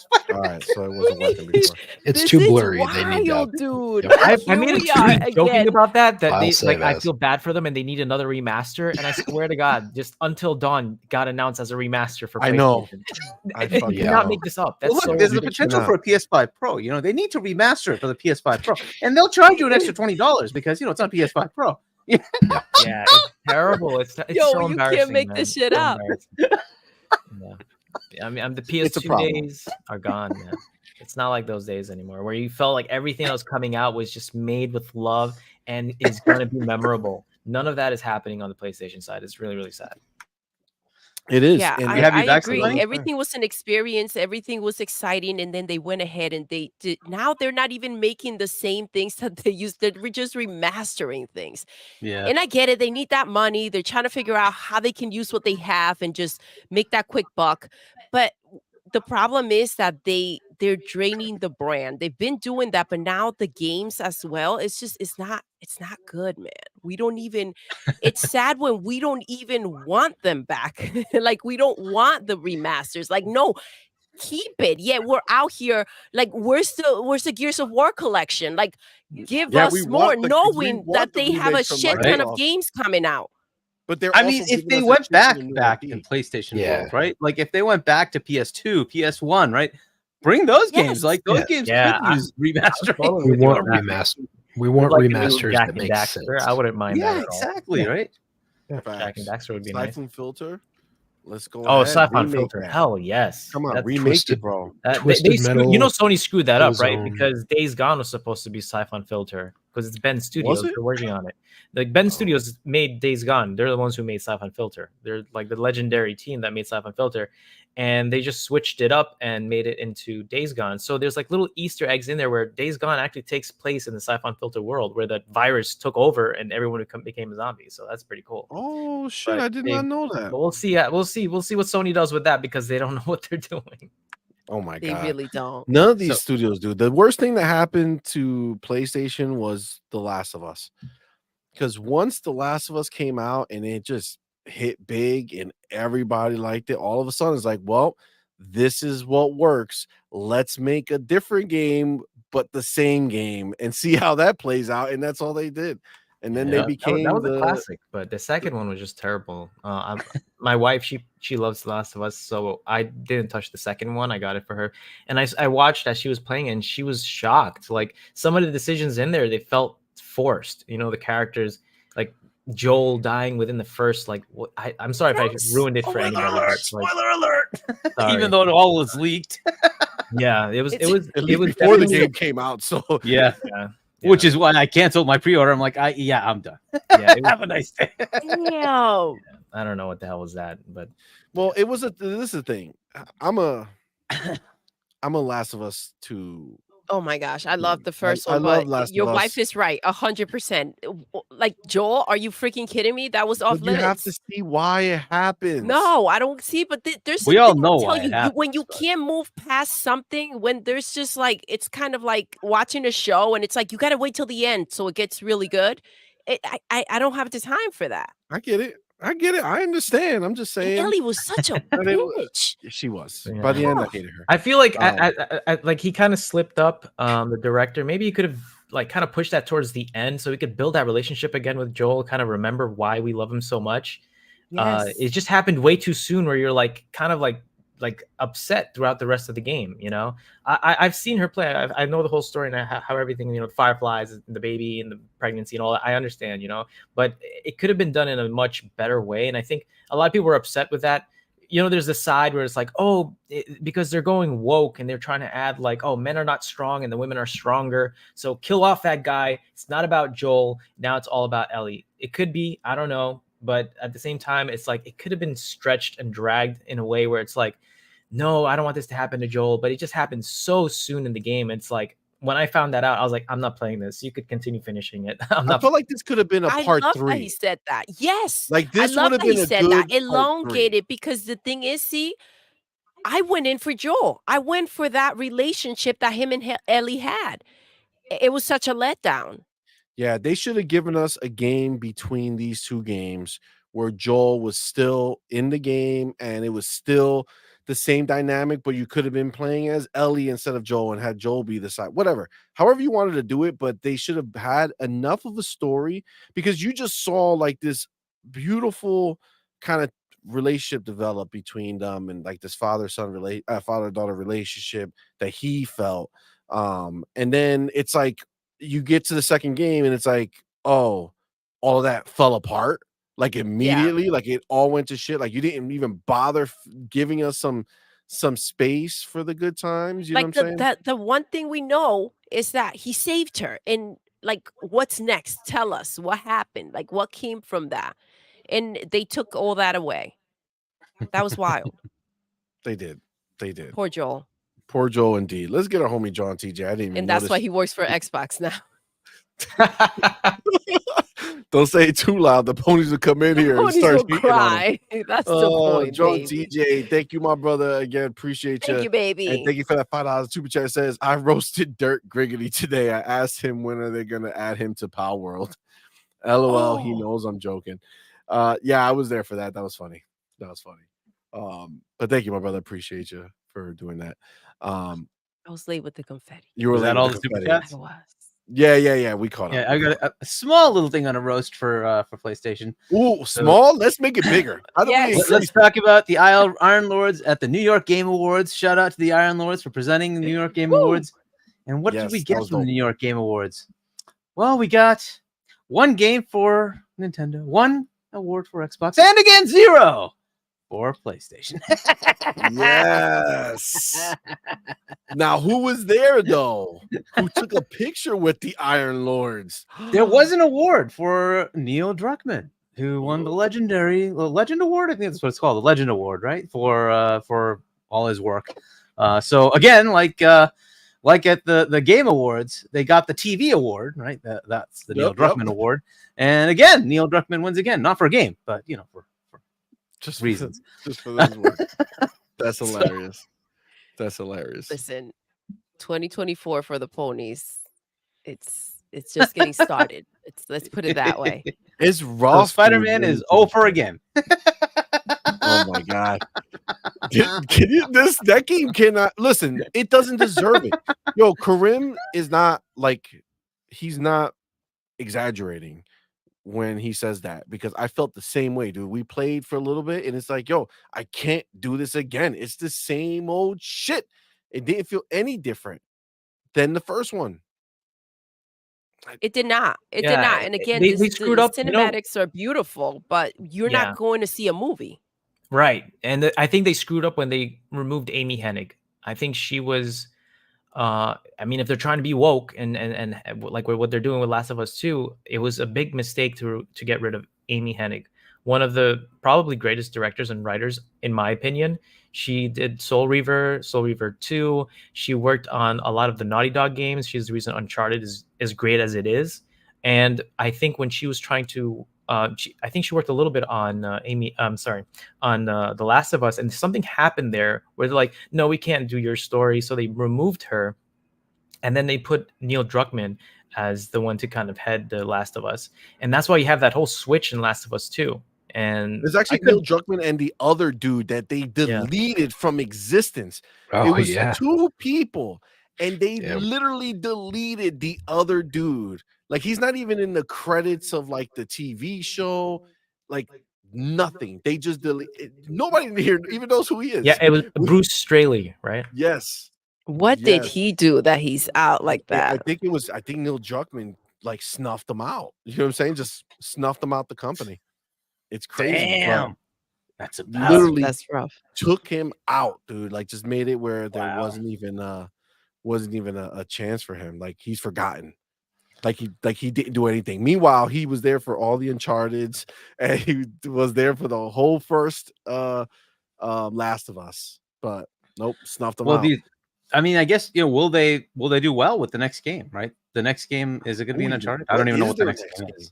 Right, so because they said they were going to work on something else, I think, right? Well, they said they don't want Uncharted anymore. Like, they said they're done with Uncharted, which CMoney was so upset about. Yeah, because Uncharted was the shit. Yeah, they need to give us one more with the fucking daughter. Let her be grown and let her go out and do it. One game. They're gonna screw it up, bro. You don't want it. Believe me, you don't want it. They're gonna screw it up. I guarantee you 1,000%. They will screw it up. The problem is, this is the problem. We might actually get that game now just because Sony is so creatively bankrupt that now they'll be like, okay, well, what do we got? What about that girl? Can we make a game around her? Right? Gamers like the girls, right? They'll be woke. Let's do it, right? Like, that's what we're gonna get, and it sucks. It should have been part of the plan, not just something. It's sad that they do it that way instead of, like, because it's fine to have a female protagonist, right? Just do it the right way. It's like, it doesn't have to be ridiculous. Yep. Right. But anyway, whatever. Like, Tomb Raider is a perfect example of, like, hey, this is just what she wants to do, and not like this is the protagonist. It is what it is, right? Like, fair enough. Absolutely. Because a lot of times they do it for the wrong reasons and they overcompensate. Yeah. It's like, let's get rid of the person you were used to and replace. Like, no. It can be an actual story. Which is women can have stories, They can have stories with their own. Yeah. Replace it, dude. That are interesting that we actually want to hear and be a part of and experience. Wonder Woman. That movie was fantastic. Why? Which one? They just let her be a woman and act Wonder Woman. That was so good. Yes, that was so good. Be a woman, but also be Wonder Woman. It was great. Yeah. So Game Shark just let us know. First of all, thank you, brother, for being here. Thank you so much. Thank you, love. Thank you for rocking out with us. You let us know that now, because of what you just said, it messed up our whole thing. because now Spider-Man became 008. 008. 008. It's not 007 anymore. We're gonna call him 007 plus one. Don't worry, there'll be There more. you go. Oh, I like that. Yes. There you go. Yes, just to emphasize Yeah, it. Yes, I 007 like plus that. I like that. Freak that. We can't lose that. That was amazing. Yeah. 007 plus one. I'm digging it. Facts.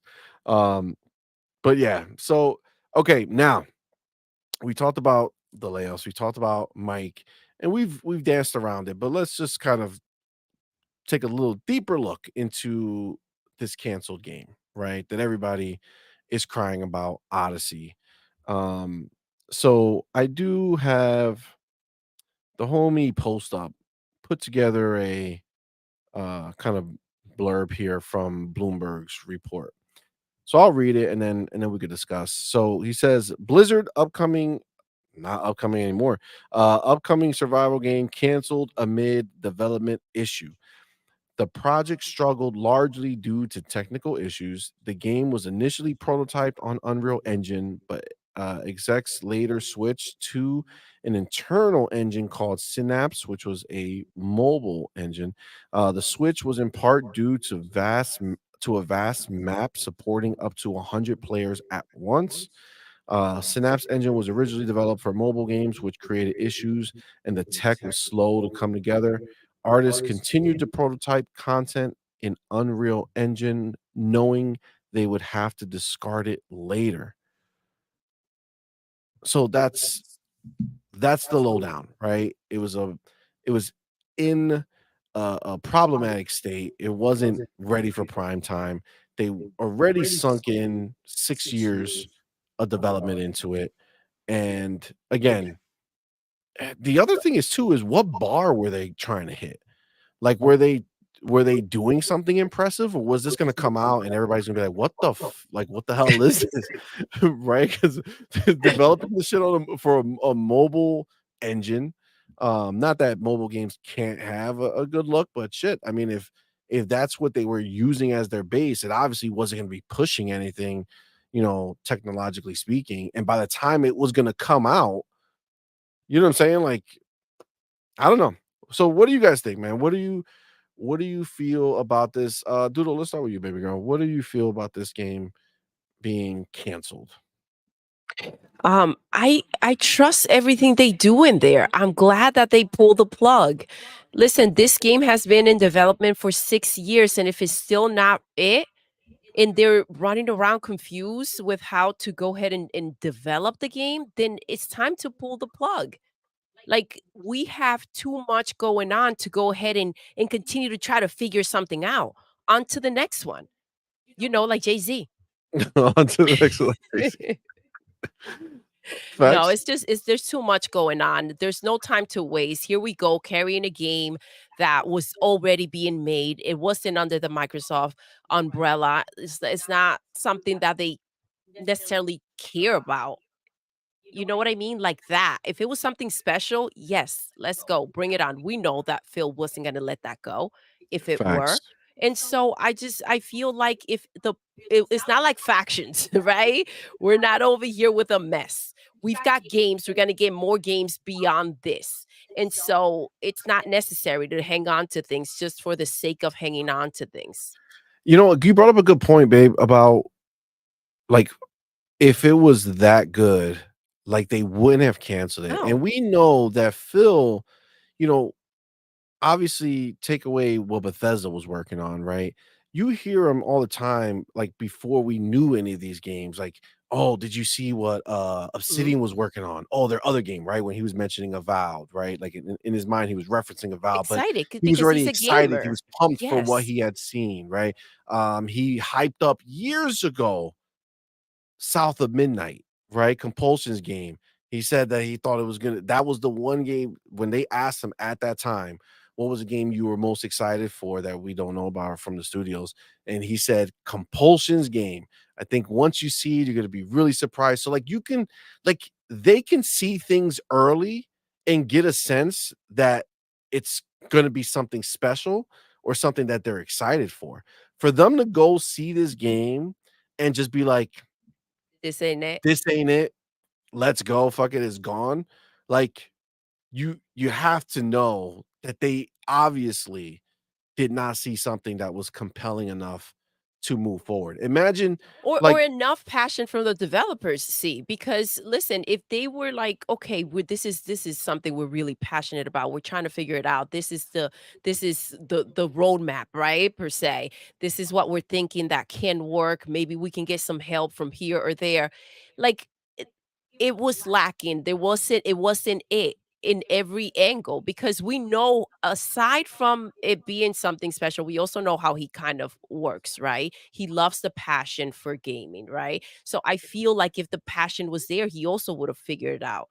He would have tried to figure it out. The project, in my opinion, was dead for him to go ahead and let it go like that. yeah, I get it. I think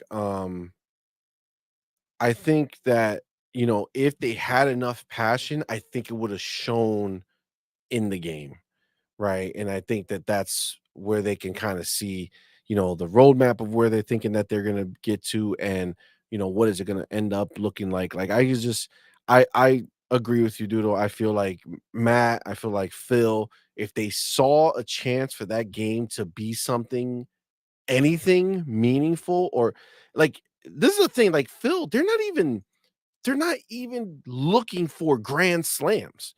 You know what I'm saying? Like they don't need that. They're happy with the single. You know what I'm saying? They just want you to hit a single. They just want you to get on base.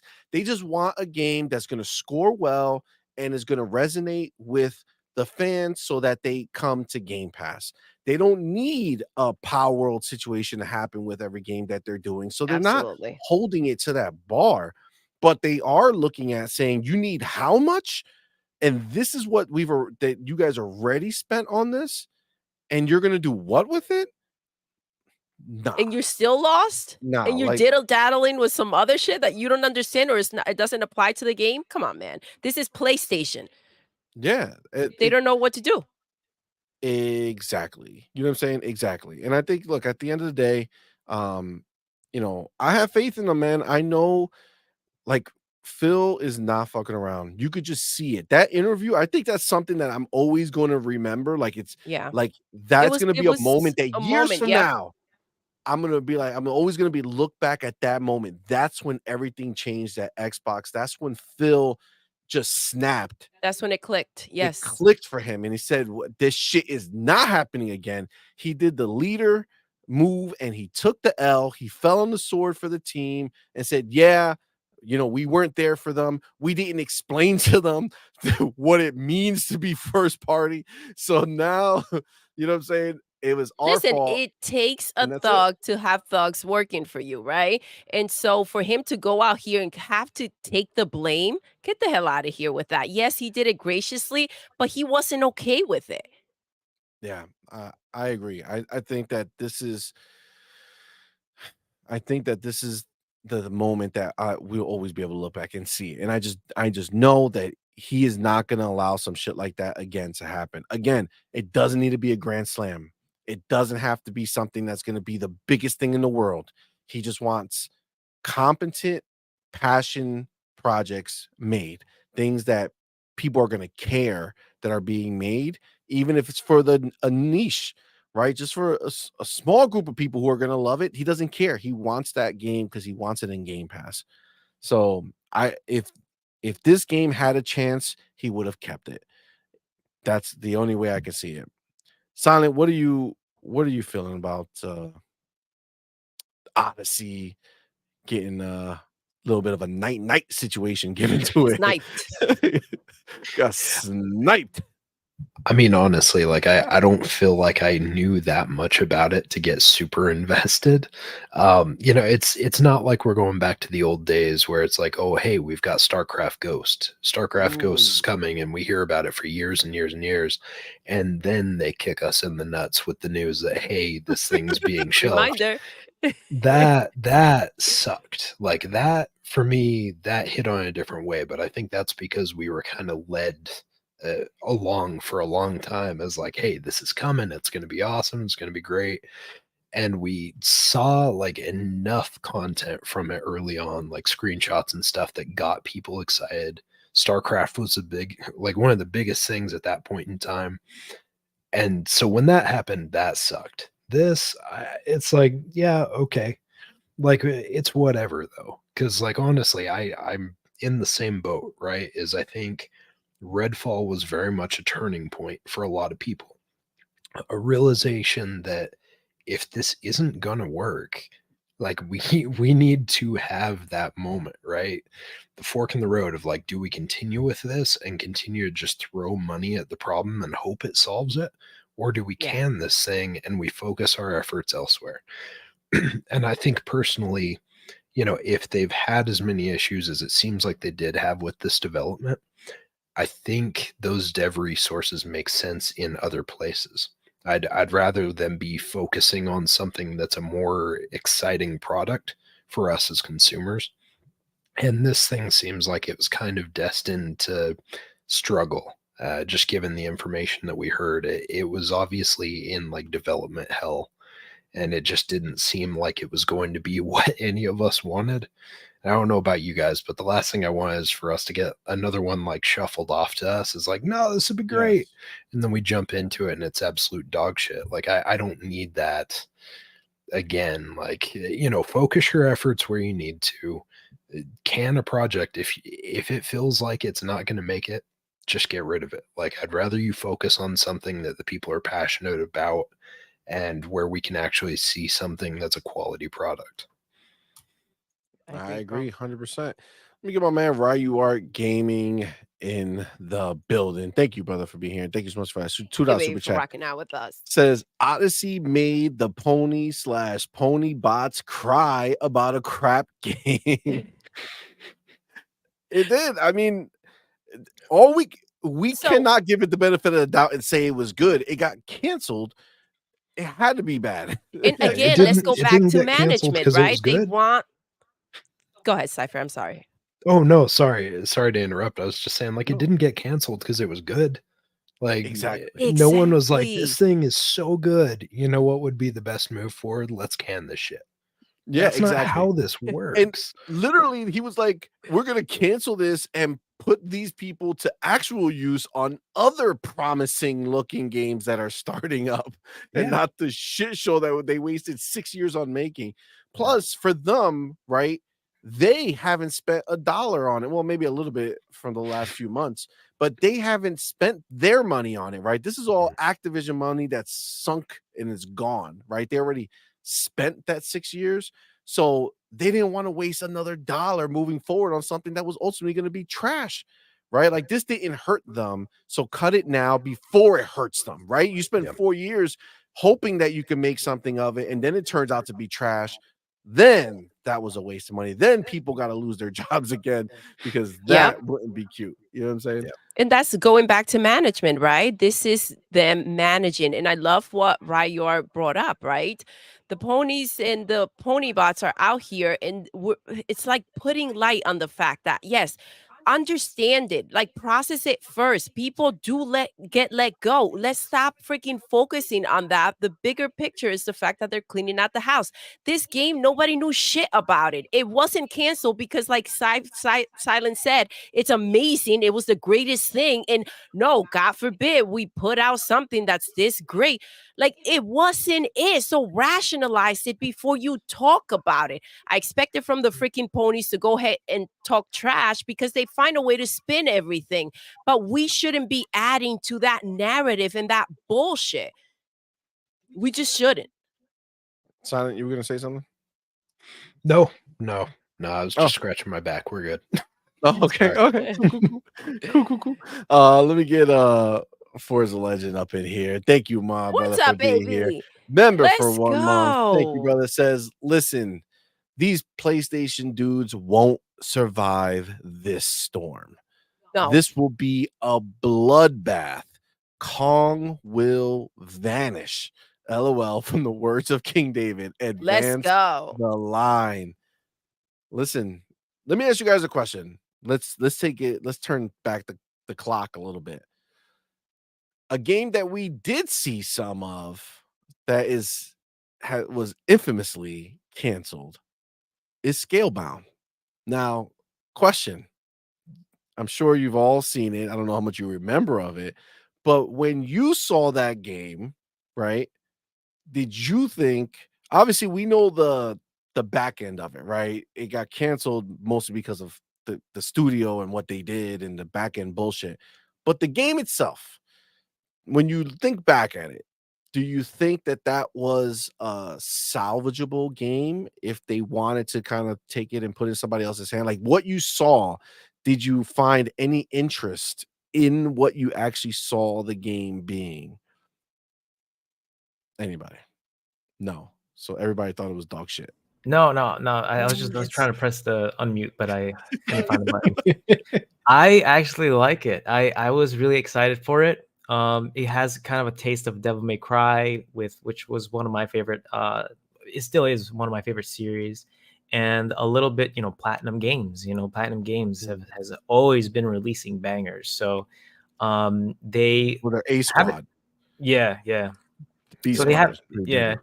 So they haven't missed until in my sense. I always purchase their games. I enjoy them, but I don't know what happened there. But I still believe that somehow this might come out as a surprise. I don't know. Maybe it's just too much of a wishful thinker.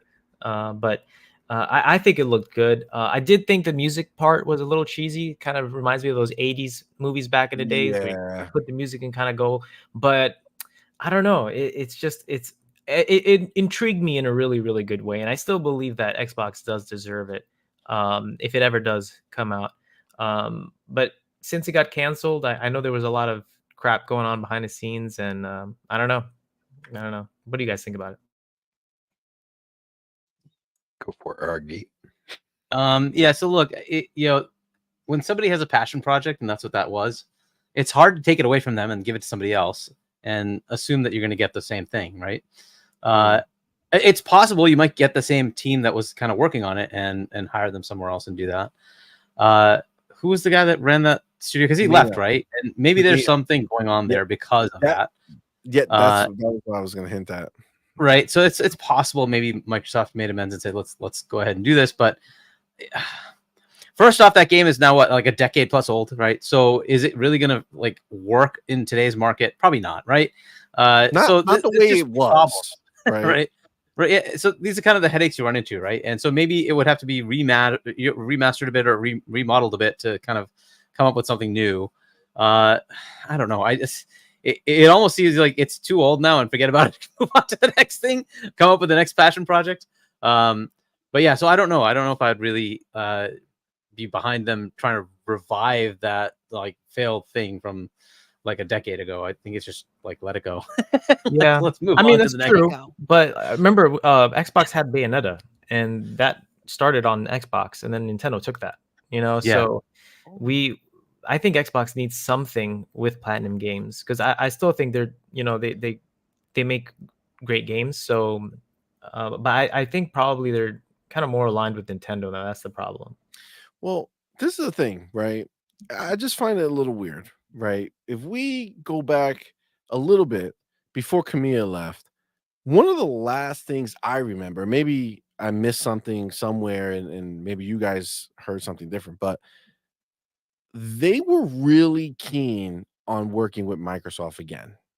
Like they were publicly out there basically saying, Phil, whip it out and I'll do whatever to get back in good graces with you. Okay. Like that's what I heard every time. They wanted to be bought.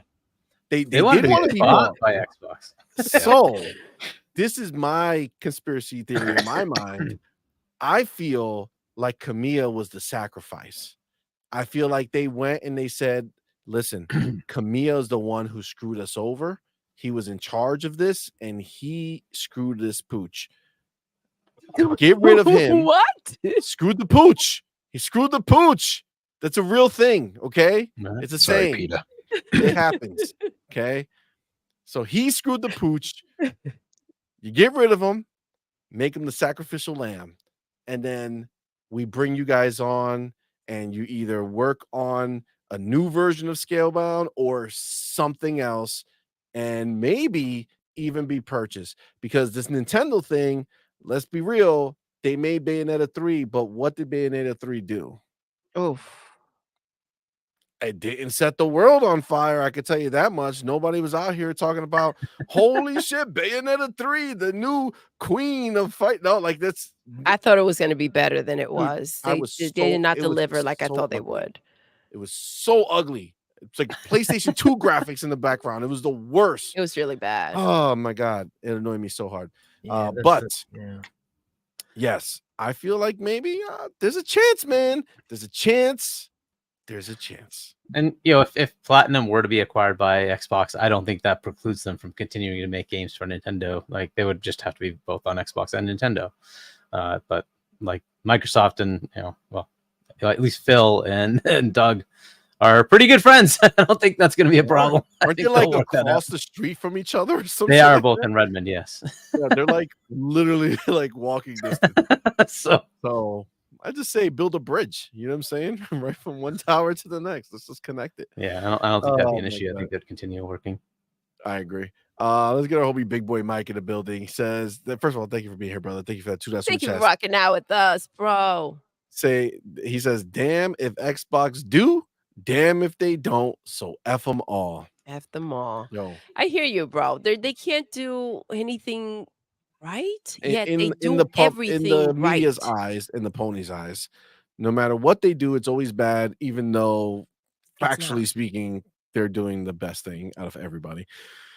The homie Raheem Linkhorn, welcome, homie. Thank you so much for being here. Thank you so much for that $5 baby. Super chat. Says, I'm waiting for The Last of Us Part 3, Escape from Raccoon City. Oh my god. Oh my god. When Capcom sues them, wait a second. Oh, they're looking at each other like, isn't that our thing? Raccoon City? Don't we make games there? Oh my god. Big Boy Mike is back to back. Back to back, $2 baby. Super Chat says, I am PlayStation 5 free now, and it feels good.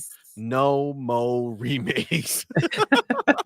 We saw the pictures. Yo, my goodness. what's wild is that there's a community member named Remake Station. Yes. And it at the time that he came up with the name, like, yeah, that was happening, but like it's literally like who they are now. Like, this is just what PlayStation is. It's a place of no creativity and just remastering old shit. I'm sorry, relatively new shit is what they remaster. That's their forte. All right. They don't take things from the past. No. They take things from the relative present and say, you know what? We made this 3 years ago. Remake. Let's do it. Get the fuck out of here. Oh my god. All right. So Hargeet, did you get your bars off on not yet on the canceled project? Yeah. Okay. Look, so at some point, like if the game, like I think the way you make games that are kind of weird, right? Which is this was going to be kind of an odd little live game, right? And Phil's philosophy to me is right.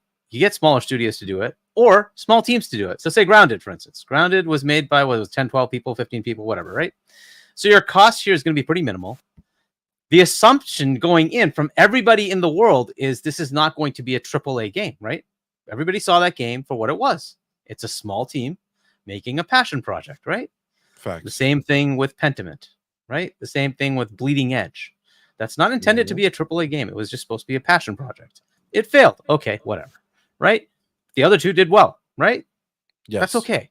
So when you say, wait, I want to do something cool, I want to do something new, don't take 300 people and put them on that game, because now the expectation changes, right? The expectation to the shareholder changes, not to mention it has to do well enough to earn something, and the studio needs to get a lot of money to make that happen, right? So it's a totally different ballgame. Now, when you say this team was 100 plus people, something, whatever it was, right? Hey, we're going to need to spruce the team up, because that's likely what needed to happen because it was in hell, right? That means you're probably going to double the team. So you're looking at 200 plus people for another 4 or 5 years because they're going to switch over to UE5. Is the game even worth it? Then you have to ask yourself, hey, I don't know that this is going to give me a return. If you're going to make Diablo, I think I'll get a return, right? If I'm going to make this, do I know it's going to work? I don't know if it's going to work. You're asking me to spend hundreds of millions of dollars. Well, what's the return? Right? This is always the problem. Now, this is the Sony issue, right? They used to make quirky games. They ran away from that because they wanted to make all Last of Us, right? It's all Sad Dad Walking Simulator. Facts. With 200+ million budget. Okay. You know why they're remaking games? Because they need to make that money back. And they don't always 100%. make their money back. So they're remaking the game so that they can try to get their money back. Right? And this is why they don't go back to old games. They need to rejigger the same freaking game because they didn't make enough money. This is what they're doing.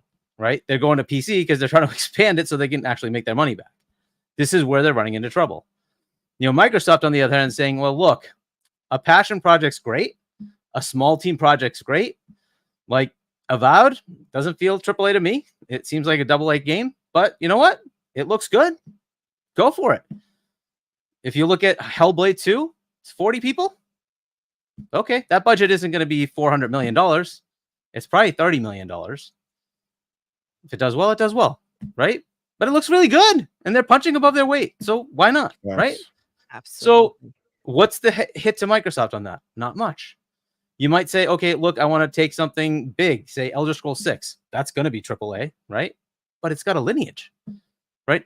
People have an expectation, cool, but it also has something that people will expect and will go buy, right? So you will probably get a lot of sales for that.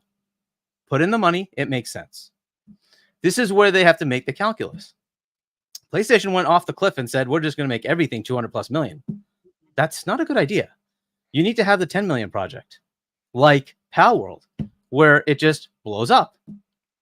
They made more than enough to make them, much better off than they were before, right? They're at 10 million in sales or something ridiculous, 8 million in sales. That thing's going to eclipse 15 million probably by next week. That's ridiculous. And it's not even day one live. Like it's not Right? released officially. This is a But that's preview the program. thing. 7 million investment. Look at where it is. If that had flopped, would it hurt anybody? Not really, right? If you invested 5 million, I don't know how much they paid for the game preview for Xbox Game Pass, right? Say they invested 2-3 million. Is that going to hurt Microsoft? No, right? But if they invested 100 million, right? Let's say you talked about Scalebound. How much do you think the investment for that was? Probably It wasn't 3 million. It was a hell of a lot more than that, and they were looking for more, right? And that's the problem you run into. It's like, well, okay, is this game even going to make that back? Is there a point in me continuing? Maybe the game is fun. What if it sells 3 million copies and it doesn't make the money back? Is it worth my investment? They didn't have Game Pass then, right?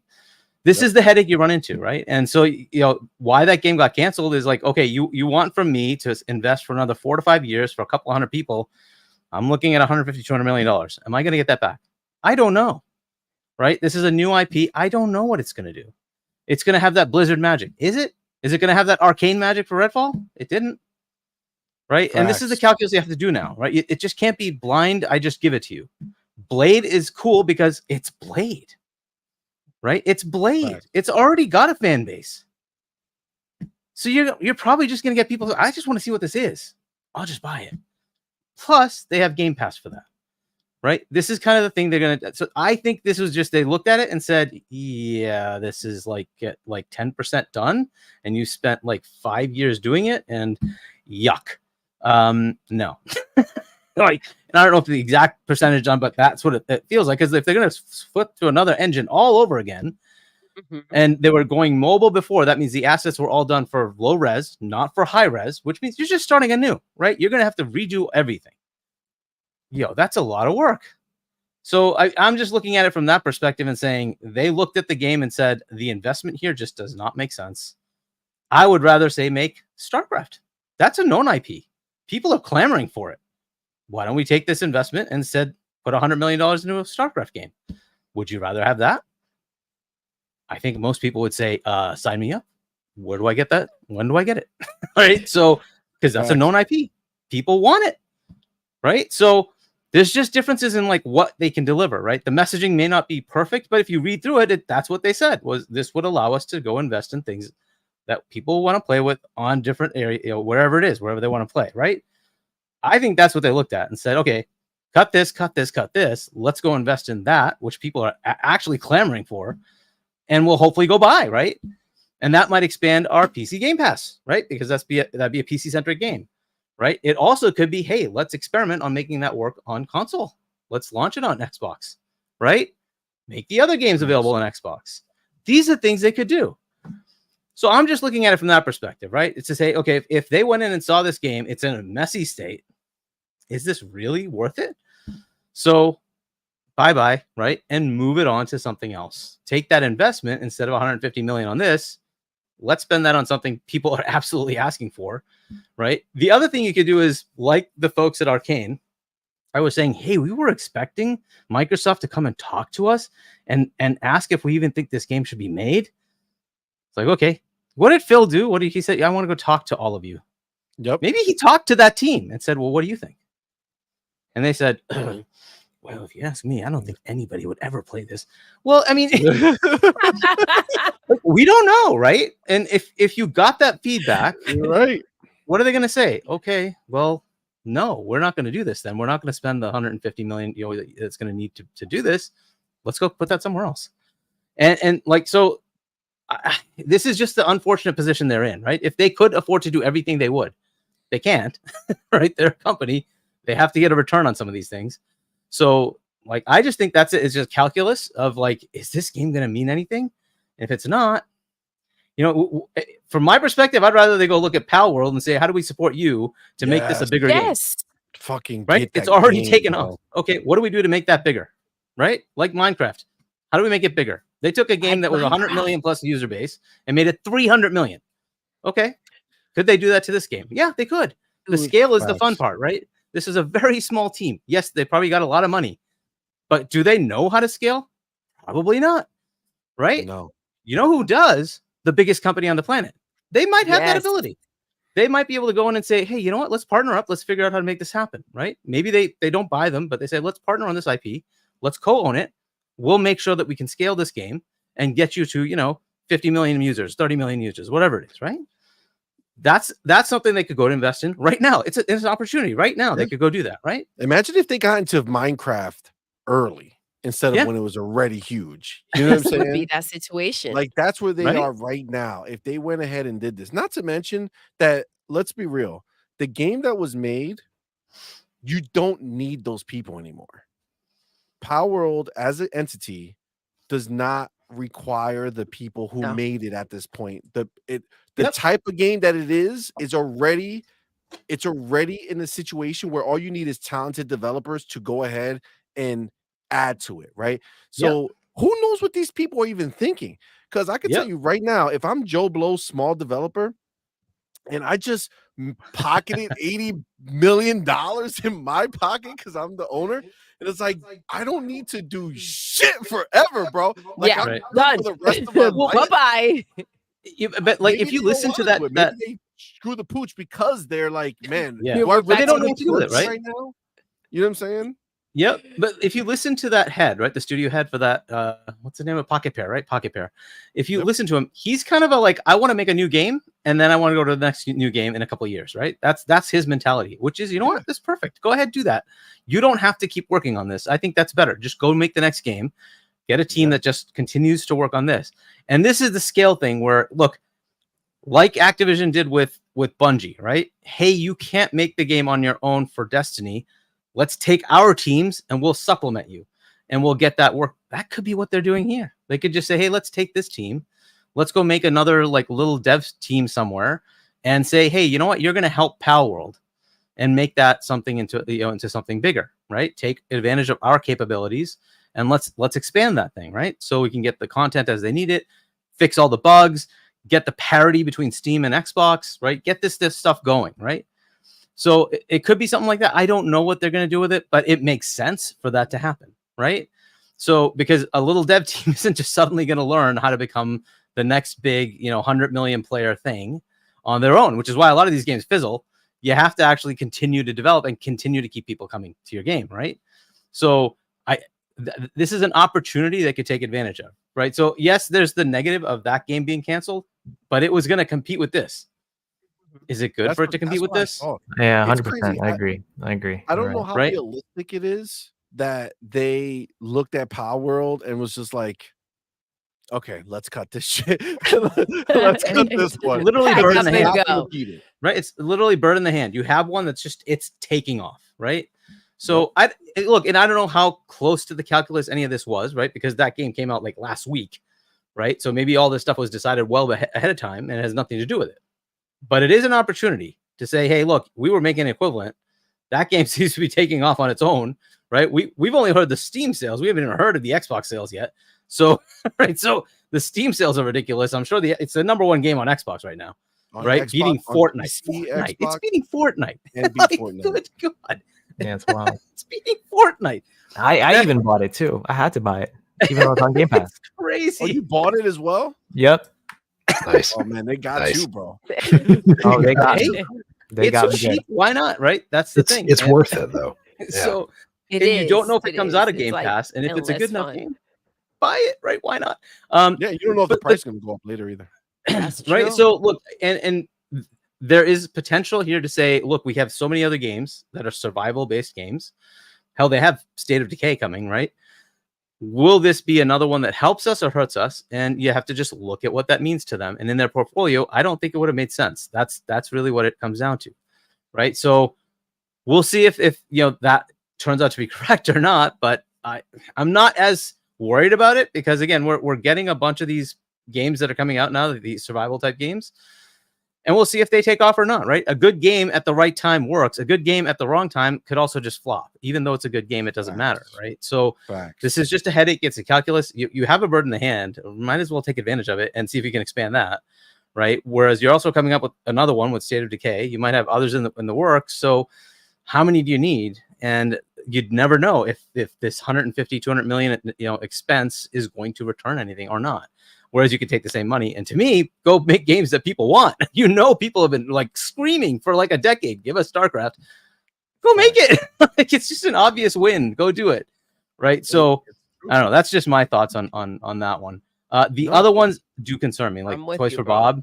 What was that about? Like what happened there? What were they working on? Why did they lay off? It's like 40% of the team.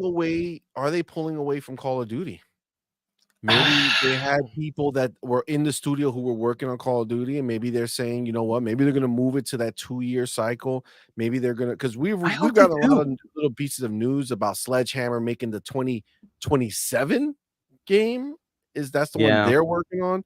So like that's already been announced, and like the 2025 game's already set, but there's nothing for 2026. So are we getting into that rotation where they're going to pull them away, have them make something else? And it's like, well, we don't need first person, shooter talent on Toys for Bob's right now because we could have them go make something that they want to make. That's not a shooter. That may be absolutely it, right? That may be absolutely true, that they were just letting go of the people that were working on Call of Duty and saying, hey, we'll just spruce that up in other areas, right? And rather than continuing to keep having Toys for Bob supplement Call of Duty development. Look, I think Toys for Bob would be great with other. They now own Crash. They could make a Crash game. They could make what's that dragon one? Spyro, right? They own that now too, right? So they can make a Spyro game, right? There's plenty of little opportunities there. Childhood at this point, right?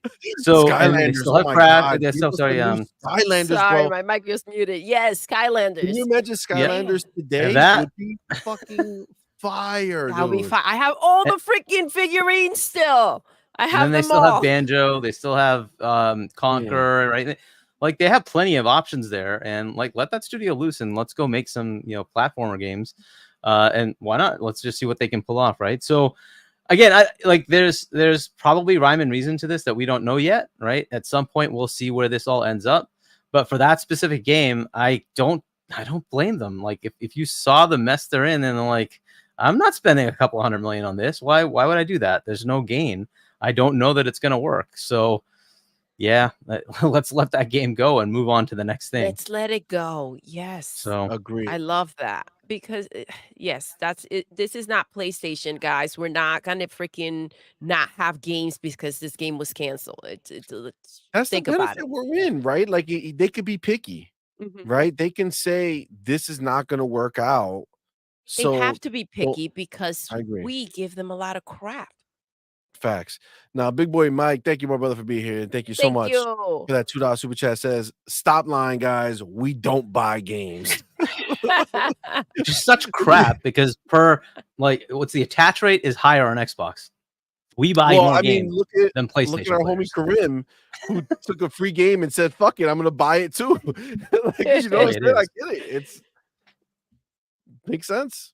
Absolutely. I mean, I did all the time, even when they had, I'm a big fan of Square Enix, even when they had like Kingdom Hearts and all that, which I was really upset that they got removed because, of Sony. Obviously, they were shocked to see all these Square Enix games, and they lowered their time frame, so they had to remove the games from Game Pass. And I was happy that I bought them. I was like, I'm glad I purchased them during that Game Pass discount, because now I have the games on my account and I can play them anytime I want. That's just basically what the mindset I come from. Yeah. I mean, you ain't wrong. I don't blame you, bro. You ain't wrong. Now, one of the other pieces of news that Jez actually specifies, so I do want to kind of, well, let me say this. Has everyone said everything they need to say when it comes to the layoffs, when it comes to Mike Ybarra, when it comes to this game being canceled? Anybody else have anything else they want to say in regards to any of those three things? No, I think I'm done, but I do have a question for you because Sure. I kept hearing you saying that you want Palworld for Xbox, and I'm in the same boat as you. Yes. So why do you think Microsoft is waiting? Why do you think they're kind of like taking their time? Because I believe this game is going to be super huge. It's just the beginning. I think one, we don't know what contract they have with them. So for all we know, they have a year or two exclusive and with an option to purchase if they want or something like that for the Game Pass money, right? So we don't know what they have already in place. And maybe they're doing this just to see how far it goes, right? Because there's a possibility that you can get 8 million sales in 6 days, and then 6 days later they all stop playing your game. You know what I'm saying? And they move on to the next thing, like this new, like especially in this genre, right? Like this is the thing. I forgot who said it.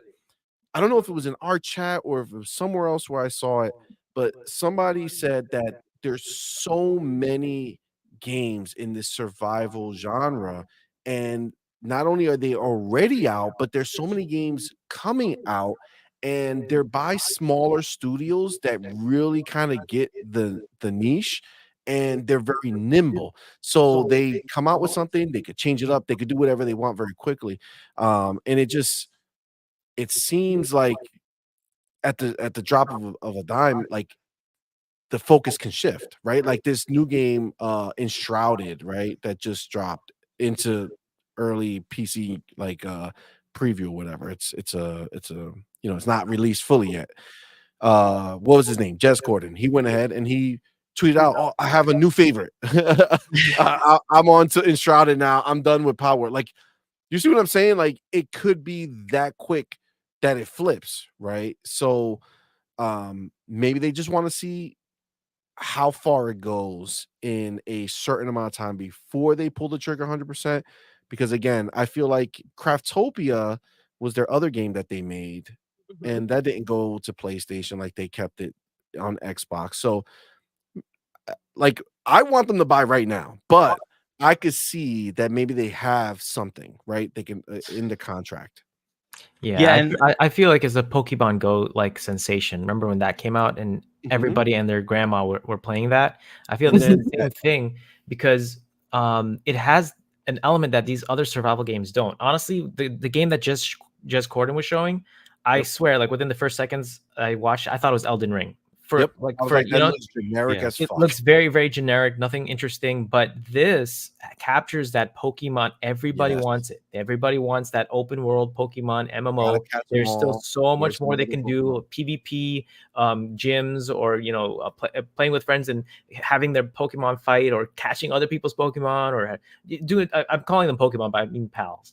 But yeah, I always call them do the same thing. But there is a point to all that, right? So look, if you want to compete with Pokemon, you need to scale beyond the game, right? It needs to become toys, cards, cartoons, everything, right? And you're gonna have to go mobile, right?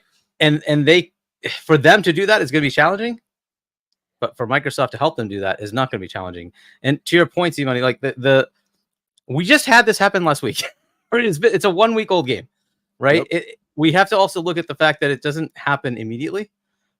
I'm sure, like you're saying, hey, they already have a contract in place to put it in Game Pass, right? So they have something there, and it's probably going to be in preview for at least 6 months to a year, right? That's just the norm for a preview, if not 2 years.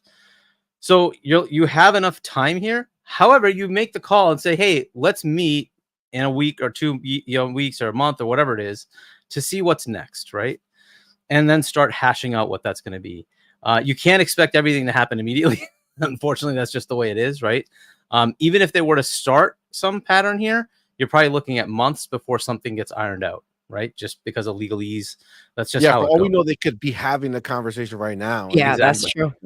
Right? Hey, they might have already put it, like you're saying, CMoney, in the contract with Game Pass. Hey, if this thing escalates beyond 10 million players or 20 million players or something like that, we automatically get this clause enabled and we can go do the next step, right? We don't know, right? This is just kind of how these things are. And, I'm sure Microsoft is pretty good at these kind of things at this point. Yeah, so right. I'm sure they've put those little riders in and so, hey, we hit this threshold now. Let's talk about the next steps. And maybe they are looking at all that, right? But again, it's 1 week. Like, I know it seems like it's been an eternity. It's 1 week. So you have to give it some time. The pattern already seemed to be a little broken, right? Which again is all part of looking at what's going on. I mean, it's 8:17 our time in East Coast, and they haven't put out an announcement that they did 9 million in 7 days, right? So it's like, that's all it takes, right? Now it started to slow down a little bit, right? So we got to see, can they do something exciting that's going to create more people to come and purchase, or are we already at that bubble? And I mean, obviously 8 million is nothing to Nothing light. Yes. to take lightly, but still, you just don't know. And I could see them.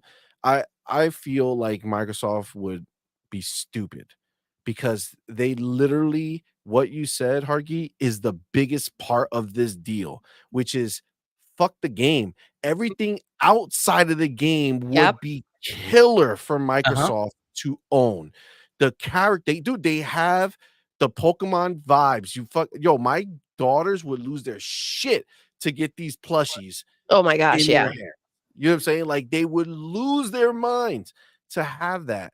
And you could dude, it's not just Pokemon card game version. Yep. You can make Palworld cards and just literally go at them completely. Mm-hmm. They probably also want to see what Nintendo has going on with his lawyers and see how far that's that true. goes. That needs to settle out. We don't know if they're gonna have any type of angle to come in with. But here's a stat for you guys. The top games from revenue, as far as total lifetime revenue, is the franchise itself, right? What do you think the top franchise is? It could be Pokemon. It is Pokemon by a mile. $90 billion. Wow, but that's because they number two. Who do you think number two is? Mario. Correct. $30 billion. How much was the first one? Wait, what? 80? Pokemon at 90. At 90. 90. Triple Mario. Wow.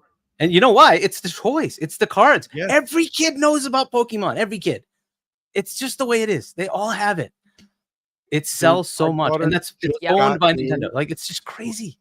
Listen, and yet they still can't release something close to Palworld, which is mind-boggling. No competition. That's why Xbox already has it here. This Buy is it, own it. It's yours. You have it. Don't fucking let it go. This is the way to compete with Nintendo, guys. Dude, it's you bring crazy how much Pokemon take the kids who like Pokemon, they grow up and they're like, I still like the idea of Pokemon, but Nintendo's making these whack ass games. Looking at Xbox with Palworld, boom, baby, I'm in. Right? Like, that is possible. The teacher at my kid's school, he has like extra Pokemon cards, so he gives them to them. and they come home every day with a Pokemon card, and they get so pumped. So for our daughter's birthday, one for of them, Christmas. and for Christmas, Yep, yep, I've spent stupid money on the freaking Pokemon she's bought cards. It's so yeah, many Pokemon. They it's wild. probably They like have. it. So I would have to venture from having nothing. They probably have close to, man, I would probably say close to 800 cards. yeah, And it's like, I at still buy least. the games, and I'm an adult. I really love I Pokemon. have fucking Scarlet. My wife just bought it for me. Well, actually, she didn't just buy it. How old is Scarlet? Damn it, you bought it Yeah. for me a while ago. It's been a while. But I have It's the just you console. haven't played I have the it. console right here. I did get you I have the the special. It's holding my special camera. console. That's I know. Isn't that wild? the Pokemon Switch. Switch. Yeah. It's dope. But that's dude, all. That's the all merch there, is bro. The wild. merch would be crazy for Literally this game. today I saw on Twitter they have a pre-order a Hi-Fi Rush Nendroid, and I love Nendroids and Figmas, right? So I saw it and I was like, oh my gosh, what if they start making freaking Nendroids for the pals? Like, I will freaking buy them all. It's wild, but there's so much that they can do that people will just spend money on. And the crazy shit is that you make the deal with whatever store, and the plushies are right next to the Pokemon ones, and people won't know. I They'll know. just be like, wow, I've never seen this Pokemon before. And they'll buy so many of them, go home and be like, Palworld, what's that? Well, you know what I'm saying? And that's it. Like, that's and you just make it a little cheaper than the Yep. Pokemon Undercut 'em. content. Yes. So that way when that's going to be the Yeah. big win. If they So manage the to make parents everything can a little push it. cheaper, yes, parents are going to love it. I'm telling you, it'll be stupid if they're not thinking about this. I don't know what else. Another great angle is that since it's a Japanese company, it would be a really great way for Microsoft to kind of Yes. expand into the Japanese market. I mean, I don't understand the whole logistics behind Organically. that. Organically, there you go, right? It doesn't seem Organic forced, growth. and that would kind of be something that they could probably, because they've been. I mean, Phil Spencer has been talking about it for Yeah. the longest, and they didn't succeed, even though they made some amazing games in the 360 era, like Lost Odyssey, Blue Dragon, all these games from Mistwalker, which are incredible, and I hope they continue working with Mistwalker in the future. But this can be something they could probably use to kind of enter that market. And it's family friendly, right? That's kind I of the agree big with you. thing. That's a great point. Yeah, the only thing is that is it PETA? Yeah.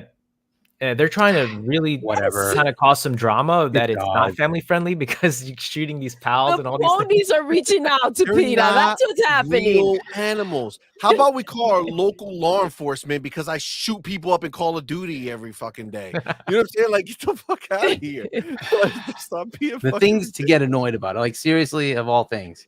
Yes. Like, come Facts. It's on. wild, bro. Facts. But anyhow, Let me get our homie Cypher Type 1 in the building. Thank you, brother, for being a member for 2 months. Let's go. Thank you. Maybe Pocket Pair just prefers to stay independent. Like Double Fine and Obsidian and In Exile and Compulsion and Ninja Gear.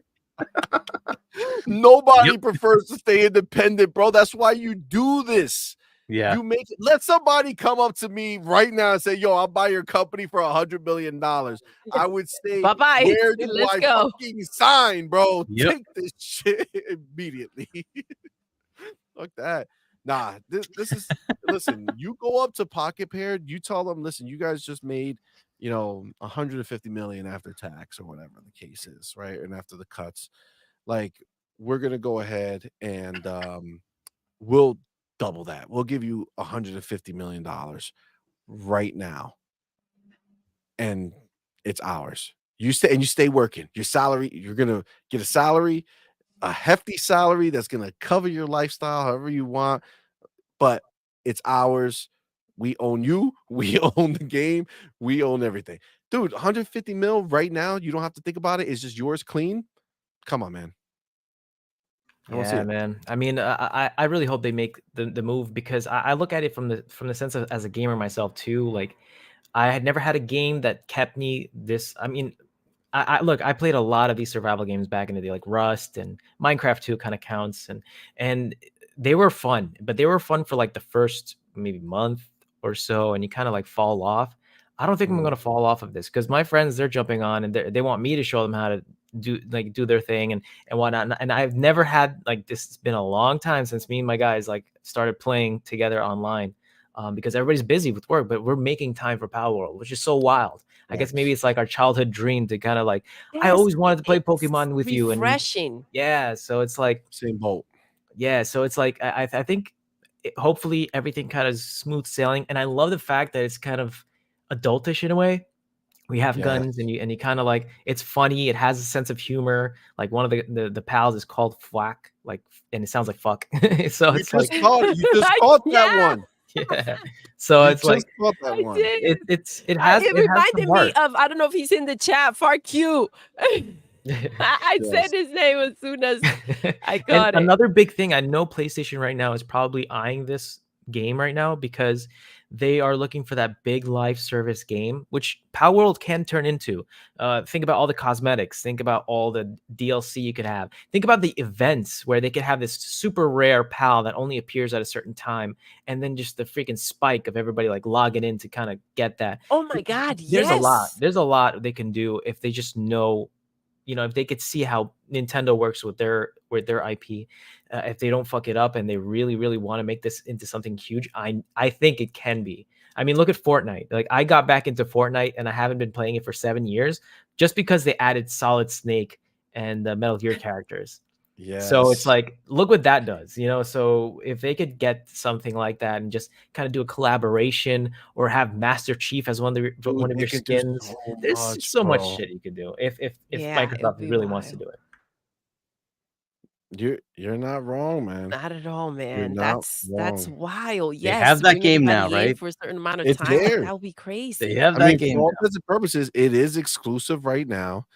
And this is the only place you can get it, regardless of whether they own it or not. I see them having to do it. Do you think they should keep it exclusive? Let's say they partner, buy it, whatever. Should they keep it exclusive? Yes, because this is the type of game that will bring people over, because it is something that you're either going to have to get Game Pass, play on PC, or buy an Xbox. And this is one that they want. Again, this is the same thing that happened with PUBG. They did that bundle, remember? It's going to definitely work for the younger people. I think older people are just going to have Steam. They have their PCs. But for younger people, for that console experience, for parents to know that their kids are safe, I don't want them to get on the computer or do something wrong, whatever. Console will be is definitely the right choice for because I've already seen people tweeting like, my 11-year-old son, he says he wants me to get him an Xbox to play. No, I want this to come out for PS5. It's not going to come out PS5, honey, but you can get him an Xbox. Get him an Xbox Series S. And I think the kids are going to have fun with it. Why not? And do we see a lot of family friendly stuff? I guess maybe they have some things on PlayStation, but I think they tend to have more mature content, right? Yeah. There was that game Temtem that came out. That was a Pokemon ripoff, and I thought it was recent, but it turns out that game is 3 years old and it didn't do anything. Yeah. So did we. Yeah. That was wild. He's the place that I saw it. Oh, really? Corinne, you put that out there. I was like, oh shit, let me talk about this. I was like, yo, that's 3 years old. I was like, oh shit, I should. Yeah, I didn't even know that. But did you see, like, it didn't do any numbers on PlayStation? It came out exclusively. Nothing. Nobody heard about it. I never heard about it. It was on Xbox now, supposedly. It's now on Xbox. Yeah, you're right. But nobody's talking about it. That's the reason I would think maybe they should put it on Nintendo is just that. But there is a back and forth ideology here. Right? Is it better to have them come over to yours? Is it better to put it on a console that's kind of associated with kids? Right? This is their way to compete with Nintendo. You know what I mean? To go ahead and pull those people over. Like, this is, you can't give it over. You can't give it to them. It's an interesting question, right? And do they want to push it this way or that way? Like, it's an interesting one, right? It could pull a lot of like, hey, we'll have a second console for maybe more mature content, but it also has the lockdown mode for the kids.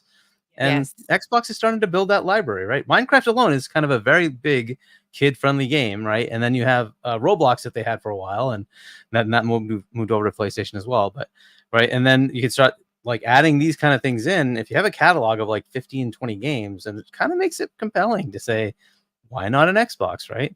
So especially the Series S, it's a cheap enough entry point. Why not? I mean, the thing is that you got to remember, right? Xbox, this upcoming generation, Xbox is going to be making a big play towards the casuals, because this upcoming generation is going to be the first time that you can make a decision to buy a console that you will get Call of Duty in your Game Pass subscription for free every time they release one, right? Yep. So they're going, like, the marketing, everything's going to be pushing for the casual market to come over. But now, if they have a game like Palworld that's theirs, that there's no loopholes that are going to be coming to PlayStation after, well, when it's day one release, it's coming. You know what I'm saying? Like, if those loopholes are eliminated and gone, then you have just another reason. And this is why I hate the whole background noise about freaking exclusivity. And if it is or isn't, it's like, oh, dude, like this is the perfect time for you to shut up and make it all exclusive. Because you'll bring so many people over. Yeah, with no, Minecraft, I they can would have had totally to see shut it that. down from other places. This, they don't have to shut it down. They just have to Exactly. They're not continue with taking it. it So they're away. not the bad guy. Right? Yeah. Yeah, I don't think Nintendo's going to have Palworld. Even if there was a choice, I don't think Nintendo's going to accept it on their platform. No, because then they're going to Yeah. be competing against Themselves. Yeah, and also The you know, humiliation too, yeah, though, yeah, Corinne, right? yeah, Nintendo has a lot of they're very strict when it comes to that, especially in the Japanese culture. They're going to see it as an insult. So I think one of the big things that Microsoft can do is try to see if this has legs, and then push it as a Game Pass product. I think you don't have to push it as Xbox. Fine, you don't want to get an Xbox, but I'm pretty sure a lot of people have access to Game Pass. If you have a Samsung TV at home, you have access to Game Pass. If you have a phone, you have access to Game Pass. So your kid will still be able to play these games easily without you having to invest in a console. If parents are like, let's say they have a PlayStation console, they don't want to buy another console. That's just a great entryway, and I think it's going to be a perfect way to push Game Pass and get some more subscribers. That's don't what I forget, do. Don't forget now, they just passed. iPhones will have xCloud native. Oh yeah, that's such good news. Yeah, I forgot about that. That's huge, bro, because as much as it's easy to be like, wow, like cloud really hasn't done anything, grand, it's because it's not native, because it's not in the app store. When people go look, that's where you got to be in order for it to have a chance. People are not going to go to xbox.com/play on their browser and then download that little widget on your screen. It's too much. People don't care that much. An interesting corollary to that is actually the iPad, right? Because that is a perfectly good gaming machine, and a lot of kids play on little iPads. Yes, and iPhones too, but iPads. And being native on iPad, that is going to be a big deal. That's going to be humongous. And again, we know Xbox's ambition to be native on mobile, right? Like that's the ambition. They want to be able to natively release a game on mobile. I believe that's what they're going to be looking to do. And once you get into that situation and you own Palworld and you put Palworld, the game, in hundreds of millions of kids' hands on freaking, are you kidding me? On the mobile store, like the app store, boom, it's not Pokemon, it's Palworld. Yo, crazy. They have so much power in their hands right now. It'll be wild to see that. Is the Xbox's ball to fumble, right? Like, yeah, I hope they don't fumble it, because I wanted to ask about Game Pass. So so xCloud is coming out natively. What about Game Pass? Because I remember there was a big problem with how well, that's Apple what it wanted. is. Okay, So that's awesome. it's going to be the Game Pass app will now have the cloud. Wow, that's interesting. So how did that happen? Because Apple was really being strict. Like they're like, oh, every individual game on Game Pass we have to do. It's not only it's them, called regulators. Yeah, exactly. They were Right? They have an even better deal. Like in the EU, they have a better situation. They had to do more over there. So I think you could sideload shit in the EU now on your iPhone. Damn, I gotta thank the EU, man, because they're the reason why I got a USB-C on my iPhone now. That's right, they did. The Epic lawsuit also, they did lose one part of it, right? And it just kind of continues on, and the more they keep pushing, the more they're going to get pushed back, right? That you can't just own everything. Look, that's going to be the next big problem for them. Is the same problem that we're seeing with the physical switch all to digital stores. When that digital store is only one store, you're locked to them as the only entry point to your device. which kind of sucks, right? Like on PC, I can buy my software from anywhere and just install it. If I'm looking for games, I can go to Epic, I can go to Amazon, I can go to Steam, I can go to Microsoft, whatever, GOG. There's so many options, and I leverage all of it. I'm like, oh, it's cheaper here, I'm gonna buy it here. I don't care. Right. Like, I'm just gonna play my game, right? And so, Absolutely. or Game Pass it. Like, it's on PC too. Cool. I just like download the game, right? Whereas if you're on a PS5, you're on an Xbox, it's one store. This is going to be the next Battlefront, right? Google, one store, right? This is not good enough. And that's what the regulators are now saying. Hey, you got to open it up, right? So that's going to kind of come to every one of these things, that's going to be the big problem, right? If you take away physical, because that's the other thing is retail stores can then do that discounting for you. But if you're taking that away, then you can't just have one place to buy stuff. It's got to be open. Otherwise, there's no competition. That's been a problem, right? And that's going to be the big pushback from governments. Like, you can't do this. Facts. Agreed. 100%. Let me get my man Profit. Profit, what is good, love? Thank you for that $5 super chat. For rocking out with us. Says, being on call for IT sucks, but duty calls. Great show, and enjoy the rest of your day, chat and panel. Thanks, Profit, man. We appreciate you, brother. Thank you for rocking with us. We do appreciate you. There we go. The man is back. All right. So we were going to talk about Palworld later, but this was our Palworld conversation, guys. We did it. But I want to add to this, since this is, because we talked for too long about it to not just make this the topic that we're talking about. So I do want to put in a little thing here. I don't know if anybody saw this or thinks anything of it, but the community manager for Palworld did put out a tweet that he subsequently deleted, but not before like 35,000 people saw it. And the tweet says, the games industry has been hijacked by the same people who called you a loser for playing games as a kid. Now grown up, business diploma in hand, views you as a number. Green is good, red is bad. Our market research shows, quote unquote, minus 1900. Reject tribalistic consolidation. So he wrote that and then deleted it. Okay, so obviously that's in regards to the 1900, people that Microsoft let go. But it was deleted, right? Which means somebody somewhere told him, what the fuck did you just put out there? And then that is now dead and gone. So, Doodle, I don't know if you heard that yet.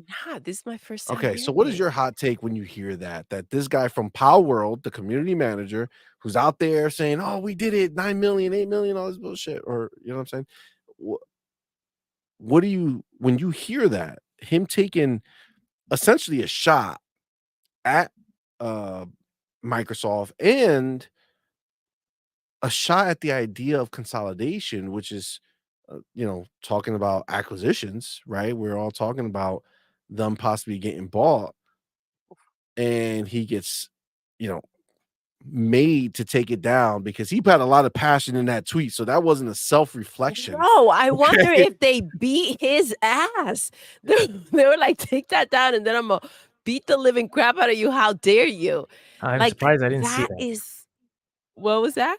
I'm surprised I didn't see that. I didn't hear it because I'm following the community manager. And I didn't see it. That's crazy. Bro. Yeah. I was shocked. It was actually just somebody on Twitter, one of our community members. He hit me up and sent it to me. Is there any way to verify it? You sure it's not like faked? I mean, he has a screenshot of the tweet. I mean, do you have it on the side so we can see it too? I could let me put it up. Let me put it up. That'd be perfect. So you guys can see it. I will. Oh, that pisses me off. I would have been so pissed if I saw that. What the fuck? Right? Like that's really. I mean, I don't know. What do you while I'm doing this? give me your hot takes on hearing that. What do you think that means? Was he just talking out of emotion, not representing the company, or does he have a sentiment of what's happening at the company? Yeah. And Well, for me, at first I thought you were mentioning the developer, that the developer or someone from there was saying that, but then He's a community manager. But you moved it to, but then you made it clear that it was the community manager. It kind of reminded me of Flappy Bird. Remember when the developer started going through his little, when everybody was downloading his game and he was making $30,000 a month, and then he was like, "Oh no, this is not what I wanted. I don't want people getting addicted. I don't want people." So that's what I kind of like got. I kind of had like a little flashback of that, and I was kind of worried that's the direction that they're heading with that tweet. But no, since it's the community manager, I think honestly they have no say, and they should really fire that person because this is all about business, all about fun. Your account should stay about Palworld and be professional. If you made that on his personal account, that's a different story. But to use that Palworld account to kind of attack and trash a company that's pretty much been looking out for you since Craftopia is kind of odd. Facts. It is. Yeah, he went rogue. Like I feel like I'm a little. They made him take it down, and then what's next? Like I feel like I want to hear what happened after. I need a video So because it was MBG who screen capped it, or who got it. So this is it here. Again, Palworld's community manager pretty much saying "fuck you" to Microsoft. The tweet was deleted, but we know. Sorry, Silent. I know you've been having some difficulties, and you're blocked right now by this image that's on the screen. But you are back. So just want to let everybody know. You're good. look, I mean, like emotionally, people do react to these things, and hearing 1,900 people being laid off isn't exactly a nice thing, right? I'm sure, but you got to know who butters your bread, and Yes. to make it look. These people are supposed to know better, right? The whole point of a community manager is to be relatable, and you know, when you talk to the community, you don't say things that are going to cause problems for your company, right? That's kind of part and parcel of this. They usually also like hire people that are good at doing social media stuff. This is a terrible idea. You can't possibly be associated with a company and say something like this, especially if one of your partners happens to be the company you're bashing. You know, it's one thing to do this as like some random developer, even that's kind of bad. But as the community look, if they ever partner anymore, this guy's gone. There's no way that guy's lasting. That's crazy to say. This was yesterday at 4:40 it is p.m. like I'm still like kind of just like it's wild. Yeah, like an official company's like social media team, like there's reasons why you hire people to do this, and they choose every single word, right? Everything they're putting out there to make sure they're not causing consternation. It's a terrible idea. I don't know what the hell they were thinking, but that's why it's a small company. This is what happens with a small company. Like if this is anybody that's big, you know, this would backfire so bad. But yeah, look, I'm guessing this guy ain't gonna be there that much longer. I don't think so, bro. Like but I also want details. Give us the details. I feel like this went out. Obviously, this got grabbed. Tell us what happened with this dude. Like, or say, you know, he touched pony powder. I don't know what went down, but obviously this guy feels a certain way. And he was obviously he's not one of the developers, right? Back in the day. He's a community manager. No, he's a community guy, community manager. Yeah. Careful who you give, you know, access when it comes to this stuff, especially when you see your game blowing up like that. Yeah, because he also mentioned that it wasn't coming to PlayStation. He was one of the people that stated that. So I don't understand if he has some role in the direction of this game. He's a community manager, yes, but he might have also a direction, because I don't think he would. I think he would just be, you know, like relaying what the company is saying, right? Gotcha. Okay. And generally that's what these folks do, right? Unless he happens to have another role as well. But okay, real quick, if it means anything, I'm on his Twitter right now, Ooh, detective work. and he has not spoken Oh, since yesterday, 11 hours ago. So, like, since last night. Someone Well, I said the mean, hit squad it's had also middle of the night over there, right? They're a 12-hour difference from us. Yeah, but they've been. He's been. It's been over He's 24 been going hours, is what you nonstop mean. like it's. He even it's replied every day. to Jez for the Enshrouded game. He's like, Enshrouded is very fun, enjoying it a lot. I don't know, man. This guy seems kind of off. Yeah, I can't Yeah, imagine. that was this 12 went well. hours ago. Yeah, it was 12 hours ago that he did. That's So wild. he's gone a day, essentially. So I mean, we'll see what happens next, but yeah, usually like the head of a company that's like, hey, my bread is buttered by this company, and you're doing what? You're saying what? Yeah. Yeah, he's Yeah. either gone or they're gonna say that he got hacked, and those are not his words, like something. Dude, This he's is been going nonstop talking, and then it's just boom, previously silence. and just stopped. Yeah, that's crazy.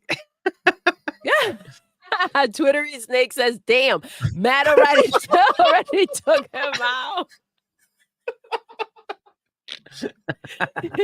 The booty is You don't mess with on the it. geekers. I feel bad. Let me get this out of here. Fucking blocking Cypher this whole time. He's just sitting back there. My bad, bro.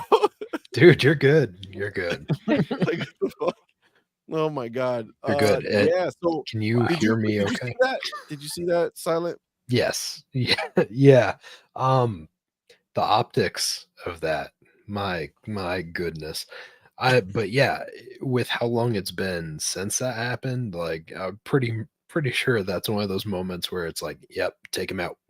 Like Yeah. he for got sure. removed that from the meme equation.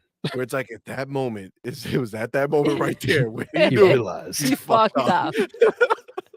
Yeah, like that's never a good move. And yeah, like people are hired for those positions specifically to try and crowd control, damage control, and like work with the social media side of things.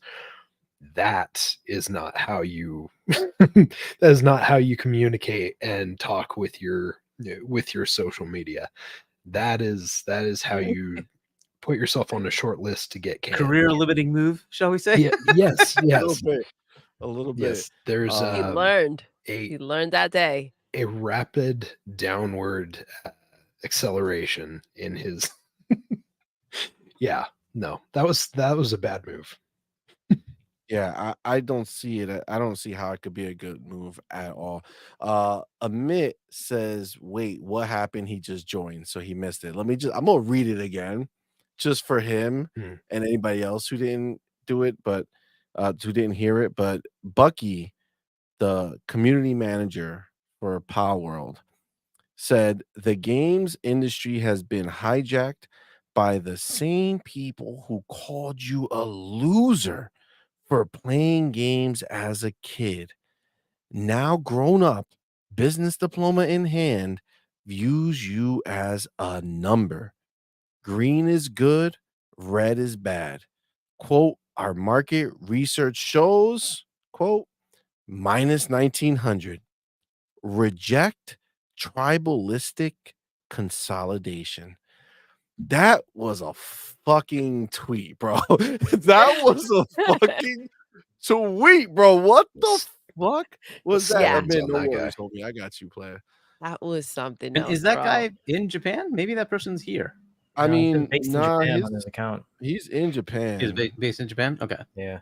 Yeah. Remake Station 5. Is he American?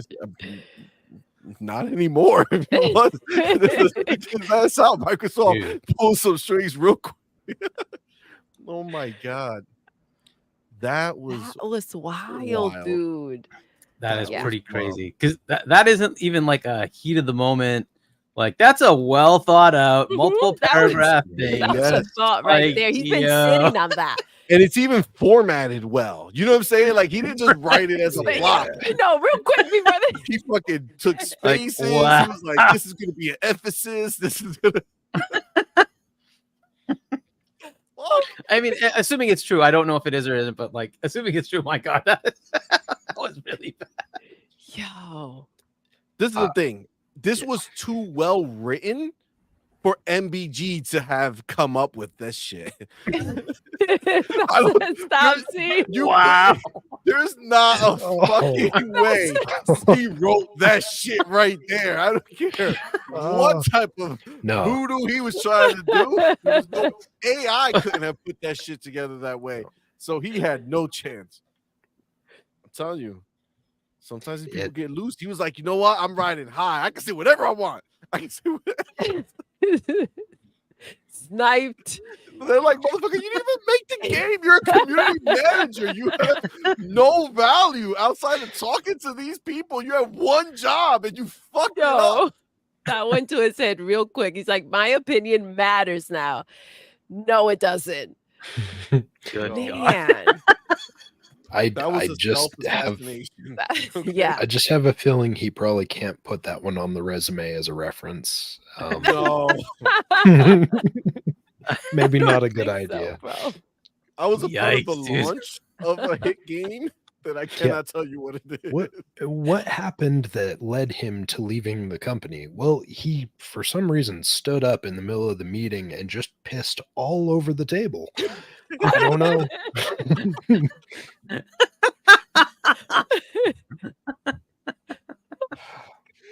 Oh my goodness. What a way to go out. Absolutely the equivalent though. That like is, what the for sure. For sure. was that too? Crazy. That's wild. I can't understand. Look, Remake Station. You know what? This answers a lot. Maybe he's a pony Nintendo fan. He's pissed. I don't care. I mean, you have a job. Like, it doesn't matter how much of a fan of something you are. It's like, jeez, you just But don't listen, do that. I wouldn't put it past it because this is the kind of crazy crap that these ponies are willing to do for Facts. PlayStation. Like they get very I mean, what do you tell your emotional family when you're about it. fired? I know. Maybe I don't know why they let me go. What do you mean? All I did was write this.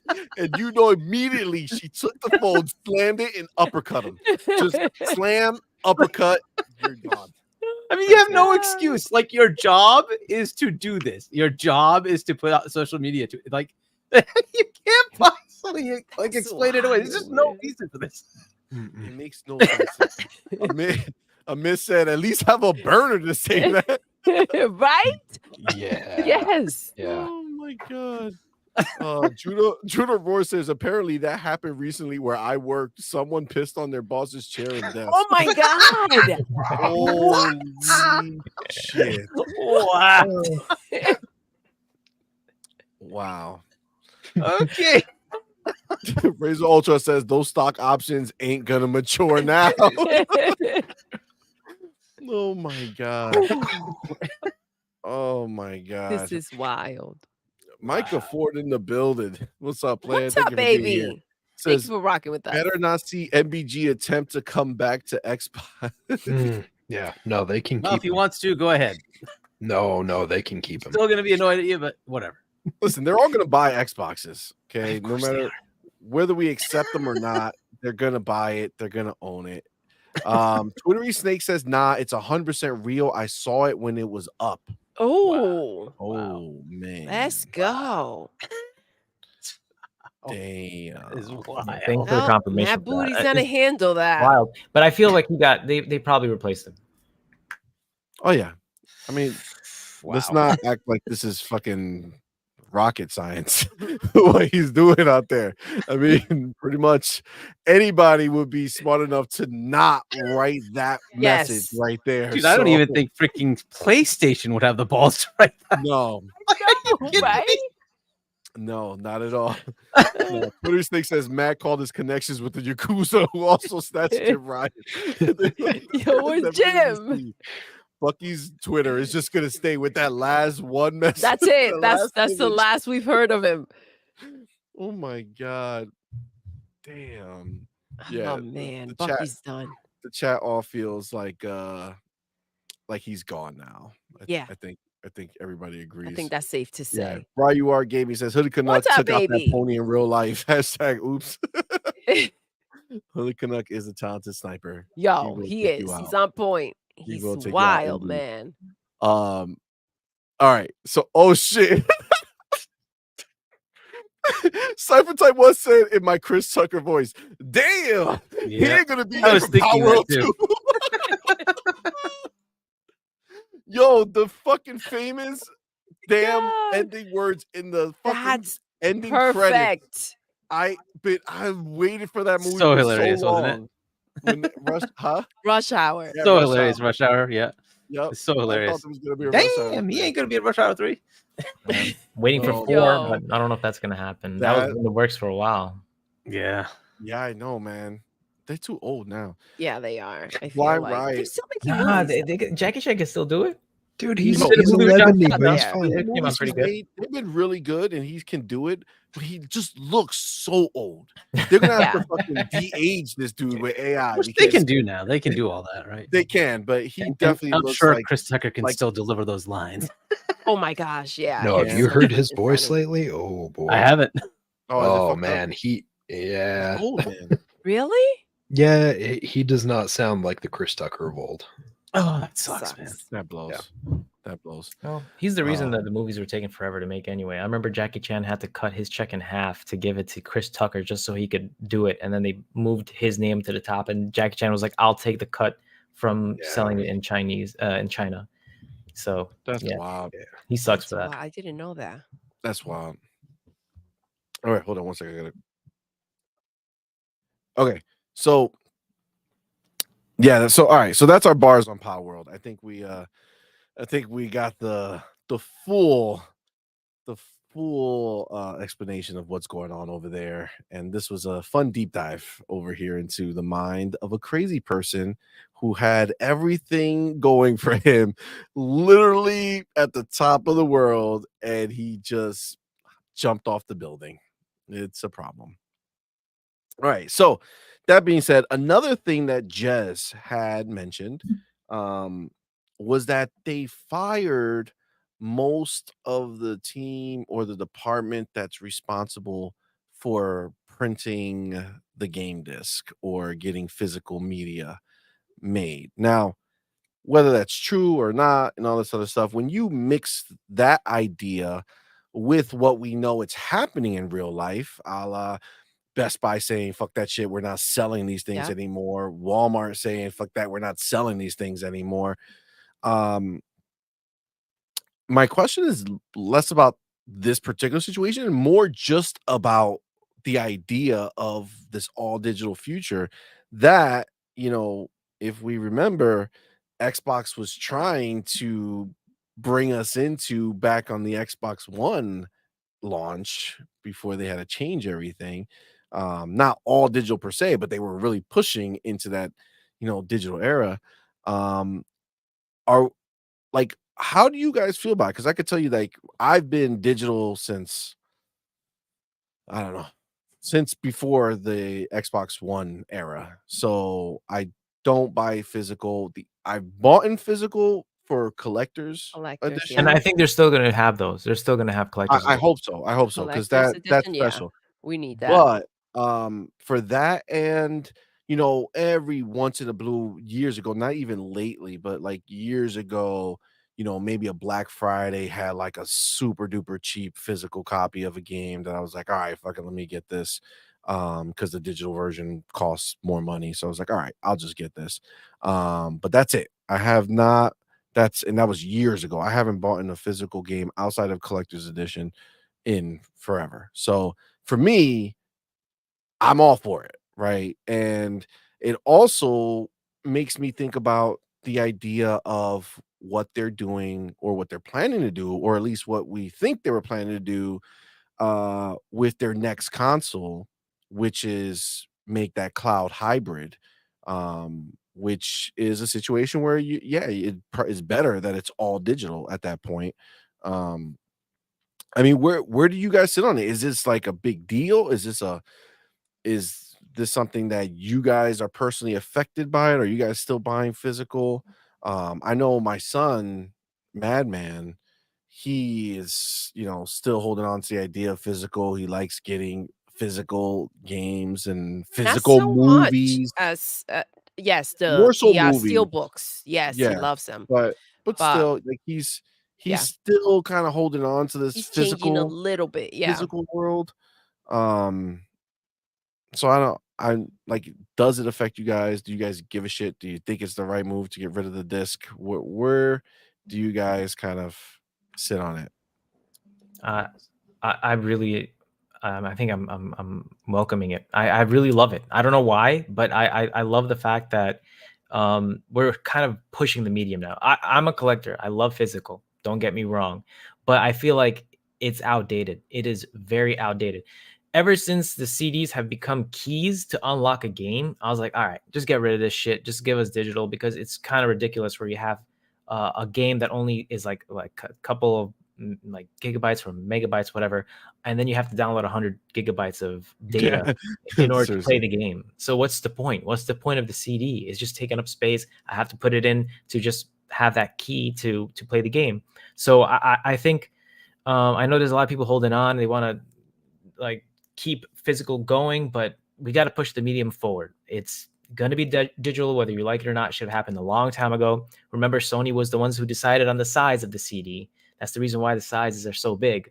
They were supposed to actually be smaller, and we're still using their discs, Sony discs, for all this time. So let's get rid of that shit. Yes. Facts. Fuck Sony. So first, we don't know that it's actually going to happen, right? It's the team at Activision Blizzard that's going away. That doesn't mean the one that Xbox has is, they're still there. So it could just be that there's no point in having one over there when we would just publish the discs ourselves.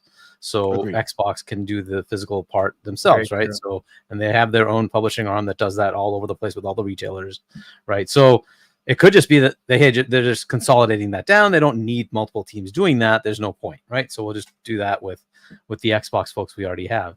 However, you should just read the tea leaves. It's probably going to happen when that new console comes out without a disc drive, because that's apparently happening, right? So the Series X is going to have a new version coming out supposedly this year. Or I don't know if it's next year or this year, whatever it is, but it's going to have no disc drive. So Series X with no disc drive, Series S with no disc drive.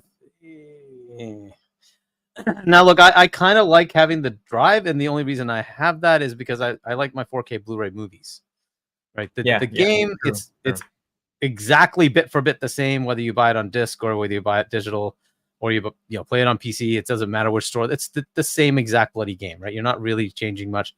There are some differences in the different stores because of the achievements that you get, right? And there might be some feature parity issues, but the game is pretty much the same, right? We're not getting a lower quality because you're buying it digital versus physical, which is why I like my 4K Blu-rays. The digital stream versions are not as good. They're just not as good.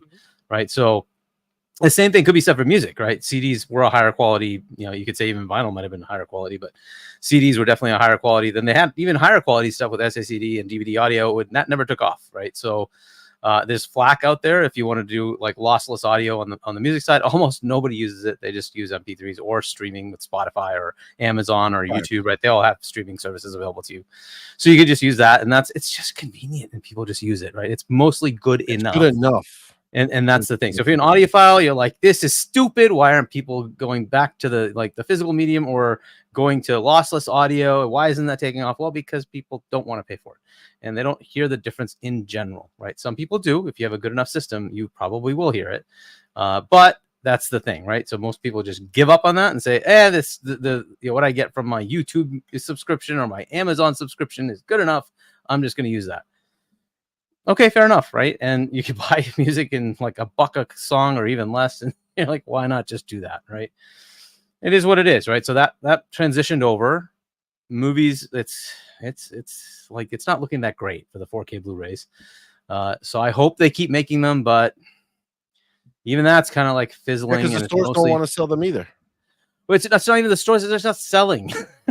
Most people are like, it's good enough. Like I gotta tell you, man. Like I was on board the same way, right? Yep. When the digital streaming was first coming, I was like, nah, man. I have this beautiful TV. I want 4K Blu-rays. I want to see it crisp. And then I realized I don't want to get up.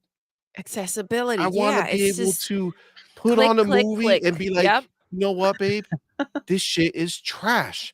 Switch Now, it up. before, I already had the disc in there.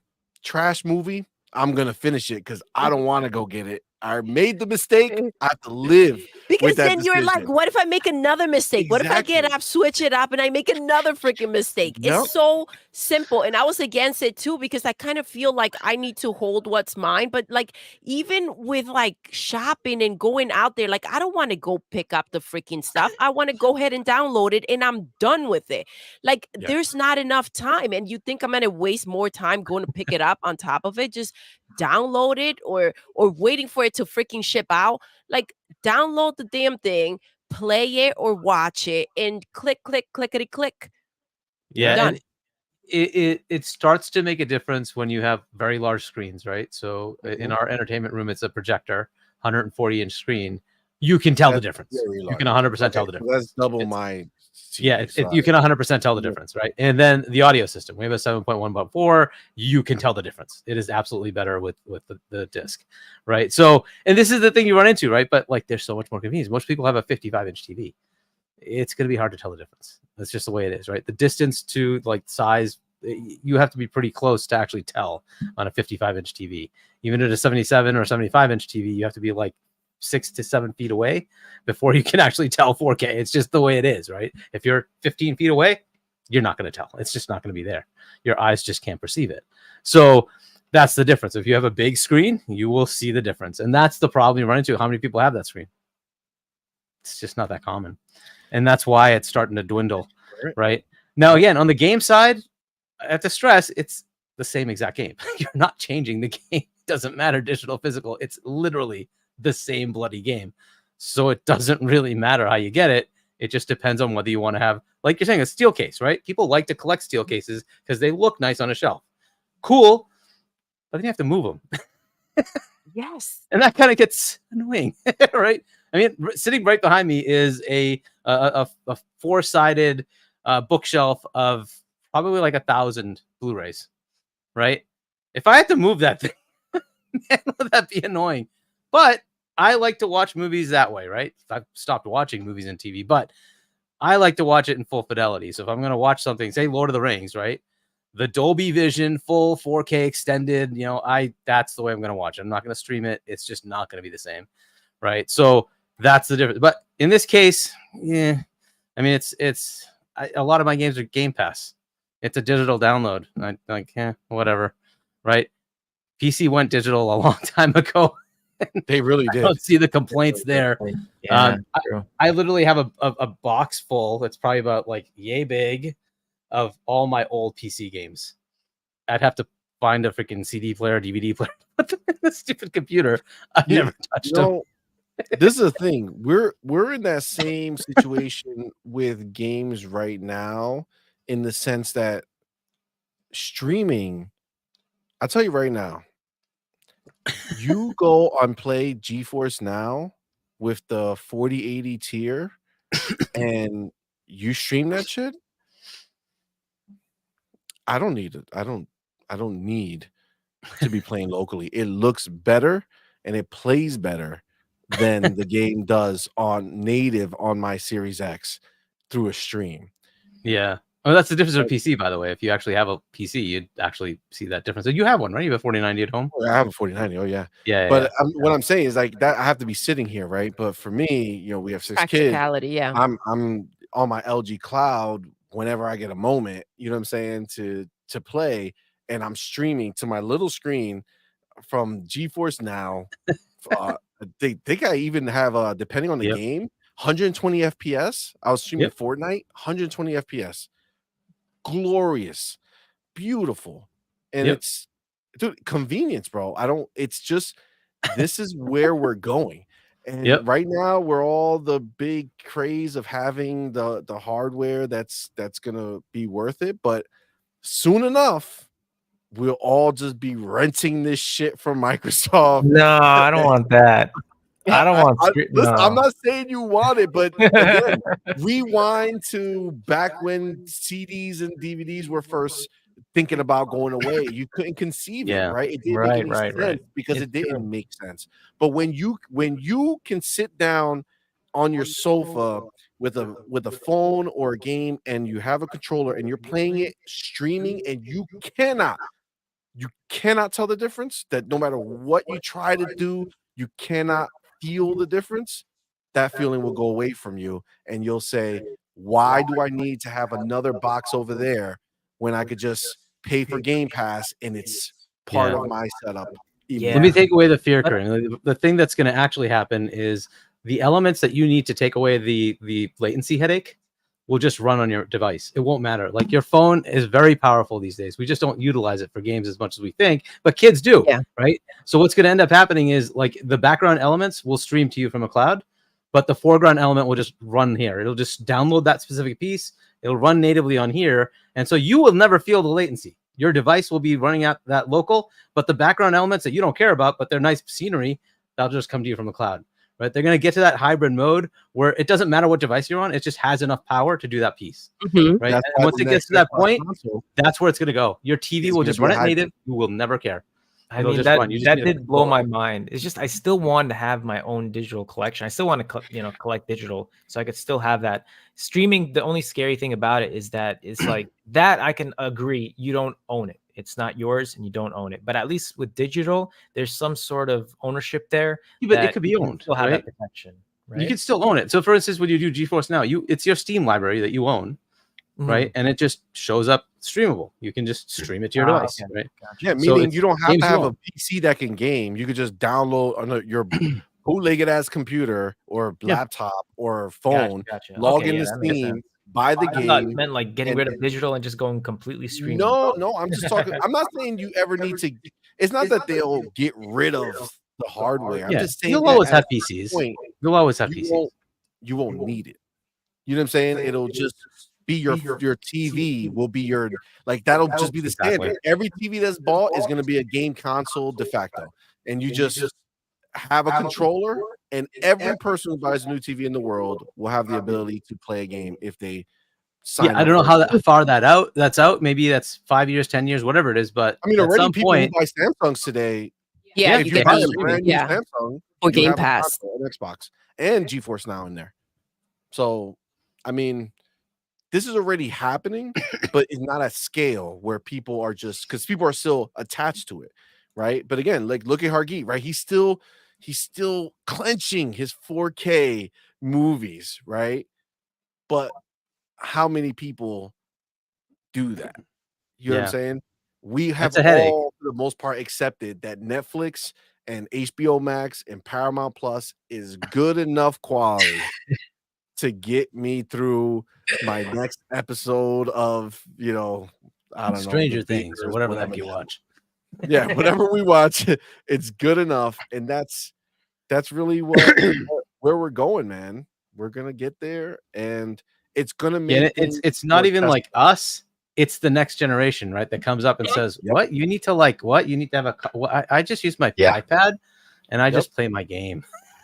That's the thing. If we're bougie about it, this is the way that they're growing up, and it's like that's just what they want. I mean, it's just the future. Like, this is how it's. This is just the next step. Agreed, 150%. So, as far as you guys are concerned, when it comes to this potential, all digital future, when it comes to gaming, I mean, do you feel like it's a problem? Do you feel like it is where Xbox is?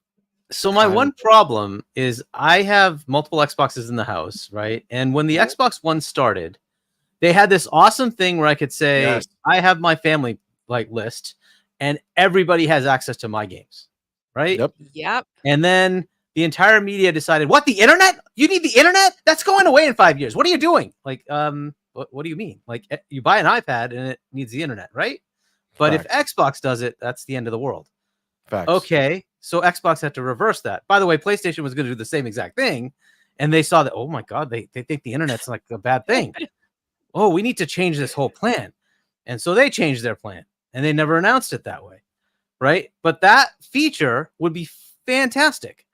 If you're going to go all digital, that's one thing I would like to see come back, right? Because I buy certain I games. was so for it, Hargy. Yeah, it just made so much sense that I could lend out a game to anybody that's a friend of mine, right? Like, that's fantastic. All I have to do is say, friend, lend game. You got it? Cool, done. Like, and the nice little thing where they're like, oh, this is how we lend games. You forgot the part where you have to drive to their house. And if they're like 3 states over, good luck. That'll take like freaking 20 hours.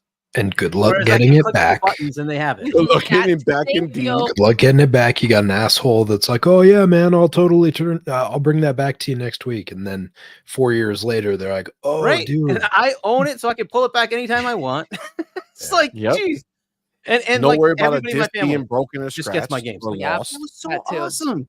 I'm like, that's so awesome. The And plan nope, that we had they to get rid had of it. was perfect, bro. The original was. Xbox One was amazing. The whole idea, the hybrid, dude, it was going to be a whole different generation. But I know that it needed to happen so that we can get Phil and As the everything leader. else. Because Game Pass was the thing that wasn't back then, and that's the real thing that is valuable. Now I hope that's what comes up is family plan for Game Pass, because then at least I could add all those family members to that and say, okay, every a console in my house now has Game Pass at least. But I'd like it to be my entire library. Is it similar to the Apple family thing? Like when you have like family? Yeah, you just Apple? list the people. Yep. Okay. But they see, Wow, it's I didn't know easy for Xbox had that. Xbox. If they just list it as the same people that you share your other Xbox services with, so don't. Yeah, damn it, Phil. You know that we have 3 subscriptions to freaking Ultimate Game Pass. Don't try to play like you don't know. All right. Yeah. We need that family plan. And just throw everybody else in for free. We're paying for 3. I feel like that's a payout. Yeah, I mean, he's trying, right? The last thing he said about it was like, it's the agreements that we have to have with all the people that are in Game Pass, all the third parties that are in there, to make sure that they're okay with it, right? So that's what they're working through. But that's where I buy physical, is like, I'll buy a Lego game or something like that, so that if I'm, if some kids come over, hey, you can go play on that TV over there, and I'll just put the physical disc in, right? And because it doesn't have access to my entire library. So that's where it becomes a bit of a headache if there's no physical disc. Now I already have ones with physical, so it's fine. But that's then, where I'm a then little you just implement disappointed. the Disney Plus and the same all that stuff. You just have you turn it on and it loads yours, or you make a kid account that it loads into, and then only those games are available to them. Solve your problem. Yeah, but then you have to buy the games again, right? So that's kind of the headache, right? So if I already own the games on my account, I can only share with one other console, which I've done, right? But then there's 4 other consoles that don't have it. So, yeah, that's true. And that's the headache, right? And then you get paid for multiple Game Passes. At least you have those games available, right? But that's where I do the physical thing. And I'd love them to go back to that plan that they had before. I hope they bring it back, because that was fantastic. I love the idea of the digital share, right? If you're gonna go all digital, fine. Digital share, digital family. My library. I'm afraid that they are looking at the numbers, and with the investments that they made and the amount of reduction to Game Pass that they would get from people saying, I don't think that was the I'm issue, out. because he talked about it. Phil talked about it in one of his interviews, and it was, it's still on track to go. It was the licensing. They just have to get the third parties to agree, because they got concerned that they weren't going to get enough remuneration based on family plan versus each subscription. Yep. So they just have to work out the legalese. So hopefully it happens. I'm hoping it happens, but yeah, I feel you, man. Silent, Yeah. what do you, Silent? You have anything on this all digital situation? Is it doom and gloom? Is Xbox gonna delete itself and disappear because we don't want disc anymore? What's the next pony narrative they're gonna give us? It's ruined everything that I know about gaming. I'm gonna just like curl up in a ball and just stop doing anything. No, I love the digital side of things. I prefer it. Like, I was really stoked when I was able to finally, like, when we made the shift from 360 to Xbox One, where you were able to get into the games faster, you were able to do those different things, and then you get stuff like the quick resume, right? where one of the pet peeves I always had was always having to watch those load screens, like watch the intro screens and all that stuff. It's like, yes, I'm playing Metal Gear. I know it's Konami. I know it's, like, to be able to avoid that and just jump right back into the game if I was already playing it previously, stuff like that, like those advancements on the digital side, stuff like that, I love because I already don't have a lot of time to play games as it is. So the easier I can get in and out of a game on a regular basis and, just play here and there, like that's great. Like that's exactly what I'm looking for, at least at my time in my life. Like maybe when the kids are gone, I'll be like, oh man, love loading through those long intro screens, but I kind of doubt I'm ever going to be like waxing nostalgic about having to load into a game for like 2 or 3 minutes before I could even get to play the game. Like I like that aspect and that benefit of the digital side. I mean, everyone's going this way, and it's like you guys were talking about, right? Is like Xbox had a vision and they tried to deliver on that to start off with and kind of shift people into this approach. And everyone was like, no. We don't want this yet. Like we can't handle this. This isn't what we want. Internet all the time, like online all the time. No, I can't do that.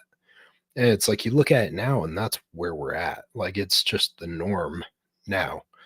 And that's fine with me. Like I'm good with it. I still have some physical items that I hang on to. Like I still pick up some records and stuff like that. And some 4K movies too. Like if it's a good movie that I want to experience it in 4K, then yeah, I'll definitely do that. Otherwise, I'll be the lazy asshole sitting on my couch or on my bed and I'll just load up Voodoo or whatever, right? But yeah, I mean, for me, like digital just has become more of a benefit, especially even just in like keeping your house nice and organized. Like Facts. I loved having that stuff. It was always like such a cool thing to have, basically like trophies, right? Like look at my amazing collection. Yes.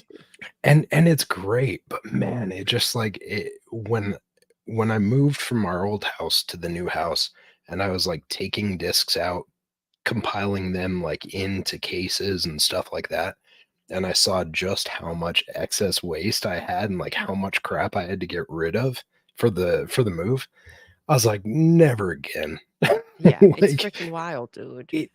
you And then don't how realize many, how much it is. like, how much do you need to freaking start? We have this freaking, we have them everywhere, dude. At Yeah. this point, the movies, the games too. I feel like it'll Well, just and make things easier. it's at your fingertips, like at all times, right? Like I've got my phone right here. I've got access to like the 1,200 movies or whatever it is I have digital through Voodoo. And then Yes. I've got the services or whatever else that we have. And it's just like, I don't have enough time in the day or in the week to catch up and actually watch all the shit that I already have. So, Facts. to have it digitally, like where I can just pop my phone out real quick, watch something while I'm, waiting for my kids like play practice to end or whatever. Like that's where I'm at in my life. Like I physical love will that you always said that have, because we're just thinking home, but you brought up an excellent point. When you're out, you have yeah, access to your things. yeah, Yeah. Facts. yeah. Yeah, And you know that's, about Movies Anywhere, right? Just thought I'd mention the Movies Anywhere fund Yep. where you connect all your different movie catalogs together. Yes, indeed. yes, and that's what I ended up doing. Like they all converted over time because they had like Fandango Now and a bunch of the other ones. And as they moved together, it's like I've got this massive collection on there that I was like, oh crap, I didn't realize I bought that many movies over time. But it's awesome to have it right there. And the quality, like you guys said, like it's good enough for what Yes. it is. If you're Exactly. watching it on your home screen and it's like a massive experience, like a Saving Private Ryan, yeah, I'd want that in 4K with full fidelity. But if I'm just watching like a comedy or something that I've seen a million times, yeah, just pull it on my phone or stream it or whatever. Listen, at this point, Call of Duty graphically looks better than Saving Private Ryan. You know what I'm saying? You just put that on, You get a better looking. You get a better looking movie. You're good to go, bro. All right, you are good to go. You know the real thing that's holding us back from all of this stuff? Batteries. Okay, we need a breakthrough in battery technology so that batteries don't last us. Didn't Microsoft just make a breakthrough with batteries with AI?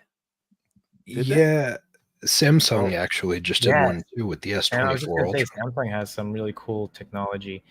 Correct me if I'm wrong. They have like this. Your batteries are able to recharge just simply by radio waves, solar, and just pointing them to regular light too, which is incredible. What the new phone? Pretty dope. That one I didn't hear about, but well, let me. I know for like the Samsung one, for example, it's like AI learning all the stuff. This is how it works. So this is their new controller for the TV. I just got it last year, and it uses radio waves, solar, and just regular house lights. So whenever I need to recharge, I just turn it upside down, and That's it's freaking dope. Yeah, cool. Samsung they're always pushing the game, and it's crazy. I love that. I didn't know about that. Is there any issue with what light source you're actually using? Like, can you use LEDs, or do they have to be like the other bulbs? Like, does it have to be a specific bulb for that recharge?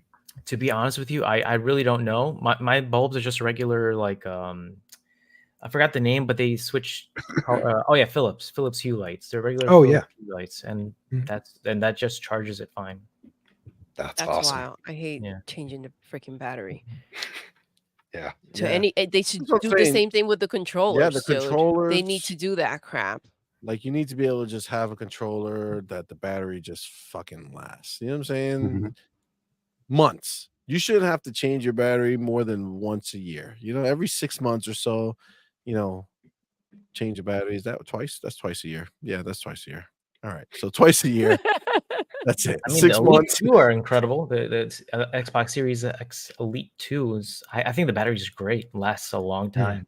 Yeah. Well, I mean, I'm so used to, like, I just have it plugged in, and mine because it's like contact based, you just kind of lift it up, use it, put it back, so it's always charged. You know, unlike the PlayStation fucking that piece of that crap. Pro Edge crap that we tried back when we used to stream gameplay.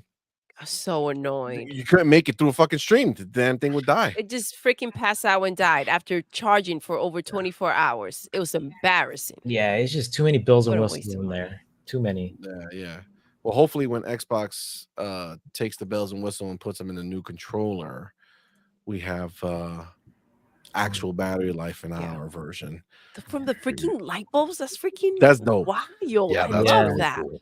Yeah, I'm hoping they make an Xbox Series X Elite 3 soon, because I love those controllers. Yeah, man, I just need the screenshot button, bro. Like, it's so stressful. Yes. Yeah, exactly. I never use it, so I don't care. Oh no. See, that's where the fucking Connect came in. Xbox. Oh yeah. Record that. Oh my god, I missed Record that. Xbox. Take a screenshot. Oh my gosh. Beautiful. Yeah, that was Xbox mute, Xbox pause, Xbox play. Dude, Xbox switched the game. You can go and say, open this game. Come on, man. That was amazing. Xbox One, like, I'm one of those guys. I don't know, just don't hate me, but I was one of those guys that skipped the Xbox One because of how they presented it during E3. So I skipped the whole Xbox One era. But I hearing you guys talk about it, if they just presented it the right way, they were ahead of the game. They were really ahead of the game. The way they presented it was horrible. Yeah, swapped the shows. They did. They just swapped the shows. They do the game show first, then talk TV movie on a second. They had one other major flaw, which was that they needed to be 2.5 T-flops instead of 1.3. If that was a 2.5 T-flop box, all that crap would just not be relevant. But remember, right? The point was they were using the cloud. That was the goal. They showed us on Crackdown the demos they did on Crackdown were phenomenal, way ahead of anything that was around at that time.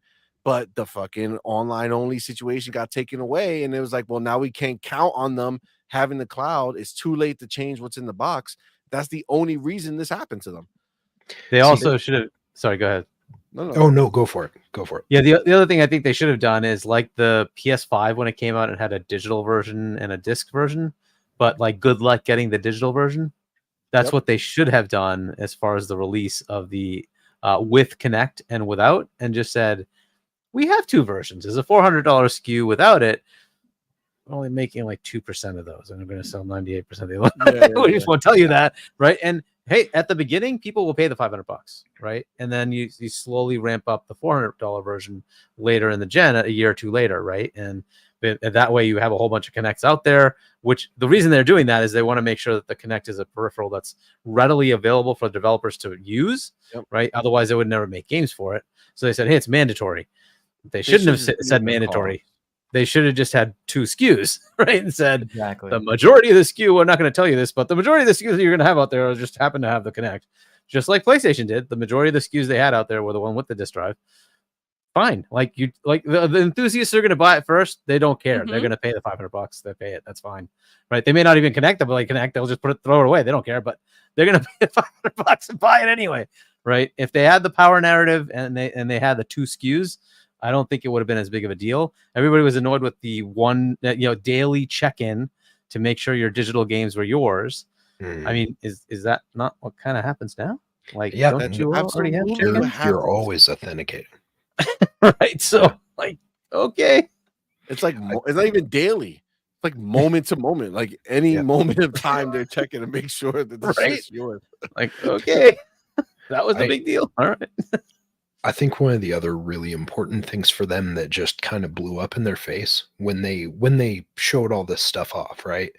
They came out there, they were ahead of the curve, but the problem is that they had a bunch of like corporate spokesmen that were out there on the floor, like being like, TV, like here's all these different things. You had a bunch of spokesmen with like sticks up their asses, and they literally, like, there was no personality there. And I think that's where we see such a drastic change now, because you've got someone like Phil who's actually a gamer, and you watch someone like who they brought out for 2013 when they showed us the Xbox versus when you've got Phil on the stage, and it's a night and day difference. Like, Don Matrick, all those guys were so robotic, and they were so sterile that it's just like there was no way to relate to them whatsoever. Like that, it was a really bad communication issue. And I fully agree with CMoney on that. They should have at least shown 3 games on that intro. Yeah, they have to show games first, right? This is a gaming box. They spent too much time showing how you could bounce from channel to channel to watch soccer. But you know what? Honestly, think about it though. Had we had that E3 where you saw the games, you saw Rise, you saw this shit, you saw the if they showed Dead Rising 3 and Rise first. Those are the first 2 things you saw, right? Dead Rising 3 was fantastic. Do you see the number of zombies they had on screen? You're like, holy crap, that's crazy. And then you had Rise. Just show that as the showpiece. Like, holy crap, that's cool, right? And then you get into the... By the way, we also added this TV thing, and we'll talk about that for the next 20 minutes. Whatever, right? But like the first thing you see is games. You think they were just like, pumped up that they did this? So they like, maybe they were just excited. No, like, they assumed that people knew that they were going to show games because it's Xbox. Yeah, but that's not how you sell it. No, man. Of course not. But that's literally what they did. They just assumed every show counts, and every show it has to be about that core gamer. It's got to be about the core. They thought that this was what's going to separate them from Sony. So that's why they went with this first, because they were like, this is going to be the thing. And it was. that that should have been the big reveal at the end. And today, it is the thing. And it's funny how people talked about the Kinect, and now we have, I can't say her name, but and then Google, right? And they just spot you. Wait, hello, Doodle says my name and everything. It's like, how are you today? Good morning, good afternoon. It's like, it's wild. It's I don't know. People just weren't ready for it, but they were presenting it to people who don't watch that show. Like everybody that was watching E3 were gamers. They weren't movie enthusiasts or Netflix enthusiasts. It was just gamers, and they kind of missed that mark. I mean, not kind of. They completely missed the mark. They- I Yeah, don't and that think- wasn't even E3, right? E3 they did show the Wasn't game. it was in May.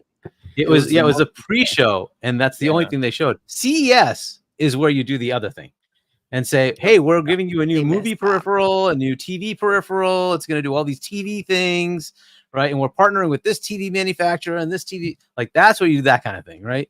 What they should have shown first was it's games. It's about games. And then you can say, hey, we also added these TV features. We'll talk about that more later. Like, Yeah. that's what it really should have been. But unfortunately, that's not what they did. A lot of misses. And simple things would have fixed it. And a lot of it is messaging. Yep. But listen, everything happens for a reason. That was not the time, I guess, to go ahead and come out with this. And they needed to fall flat in order to be where they are right now. Right. Yep. Because, I mean, they weren't going to get the money that they have in any way. I feel like if they were not rock bottom. Agreed. Well, listen. This was a phenomenal show. It was. You guys are amazing. Thank you so much for rocking out with us. This was so cool. Really quick, before we go, because I haven't had you all here, one simple question. Okay. This doesn't need to blow up into a big discussion, but Oh, just God. want to get everybody's temperature in the room. Throw away. No, it's not a bad thing. I just want to make sure. Indiana Jones. Mhm. We all saw the trailer.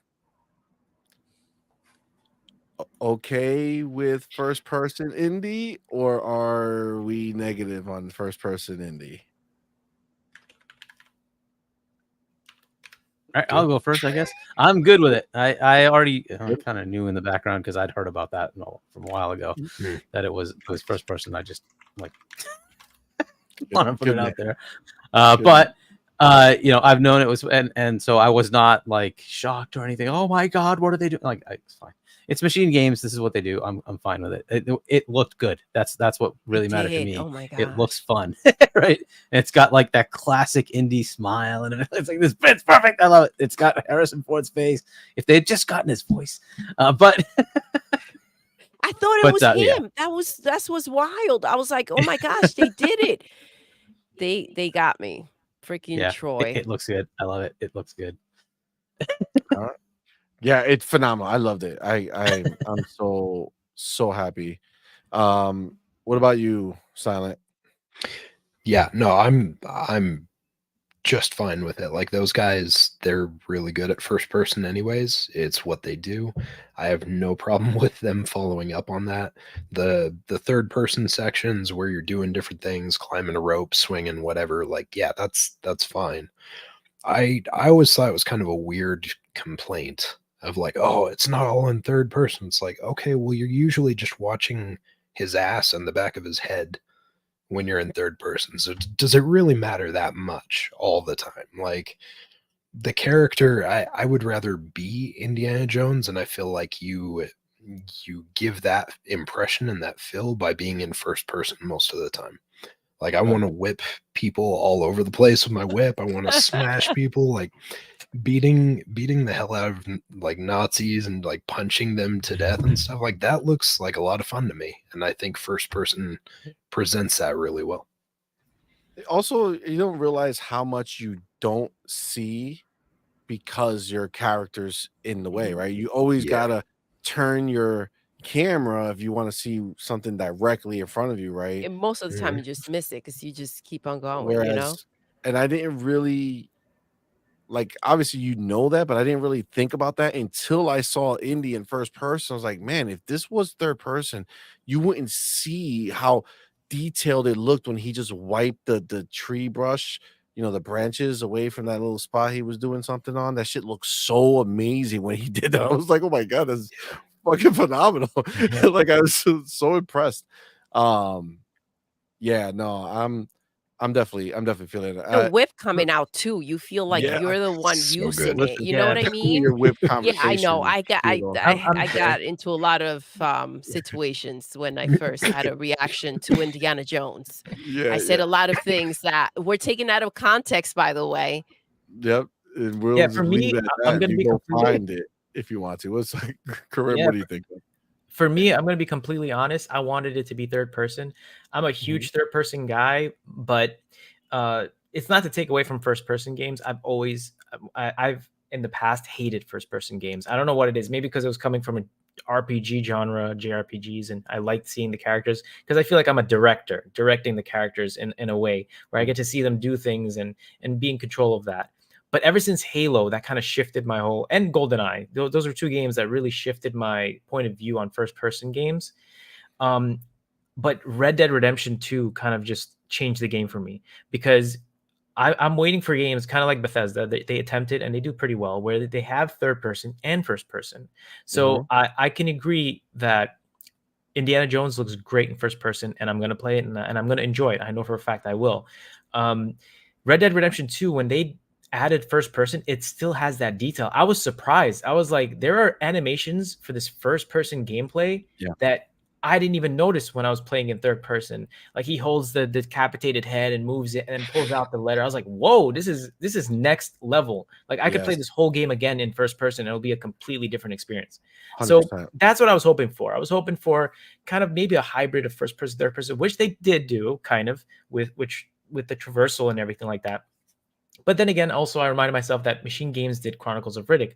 I have yet to play that, but I've heard a lot of good things, and I will play it soon. That's so good. So I'm really excited for it. But I do love third person, but I do accept first person, so I'm okay with that. I can tell you right now, though, there's no third person game that you played that can equal the feeling, at least of what it looked like when he whips them, grabs them, brings them up, and is just rocking them. And you just see that face get so busted up, it's just so good.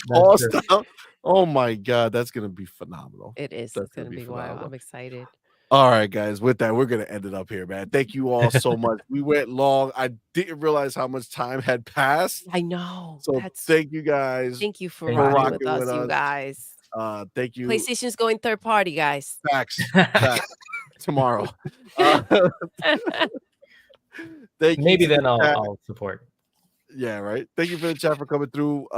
Guys, I want you all to let us know. I mean, obviously, all these people know who you are and where to find you for the most part, but let's entertain the idea that somebody might stumble in here and be like, who are these fine fellows and where can I find them? Let's start with you, Karim.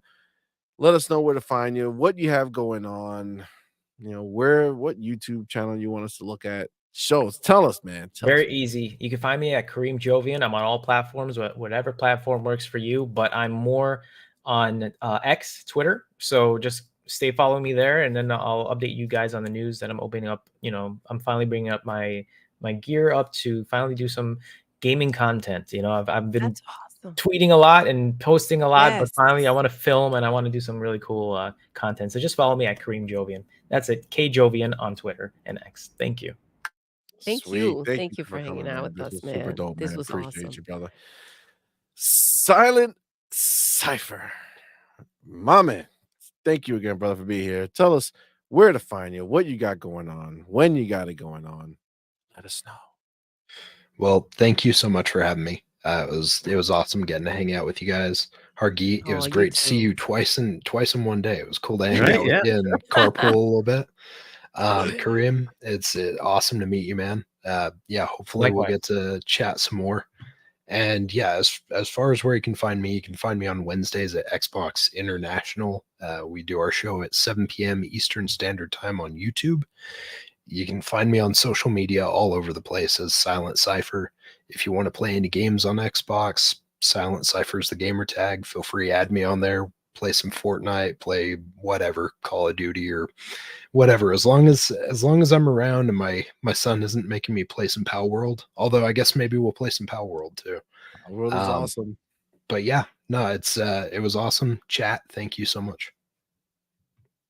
Awesome, man. Thank you for rocking with us. Brother. We appreciate you. And the homie Hargeet that can't be found anywhere. Everywhere. Of YouTube. Except X. And Discord. Not X. No X for Xbox. Hargeet. So Xbox, yes. Yes. Oh, Xbox. Facts. So yes, let us know, Hargy, where we can follow you if we so chose, and where can we see you pop up next? Yeah, so Discord and Xbox, it's both HChani. That's my handle on both. And then I'll be on. I'm a co-host on Games Talk Live, which is Fawn's Gaming's channel on 6 o'clock US Eastern Time, 6 p.m. So check that out on Sunday. And then I'll be on Primetime Gaming. It's unfortunately the same time as Silent Cypher at the Xbox International podcast. Yeah. Um, Which is fine. Two tap.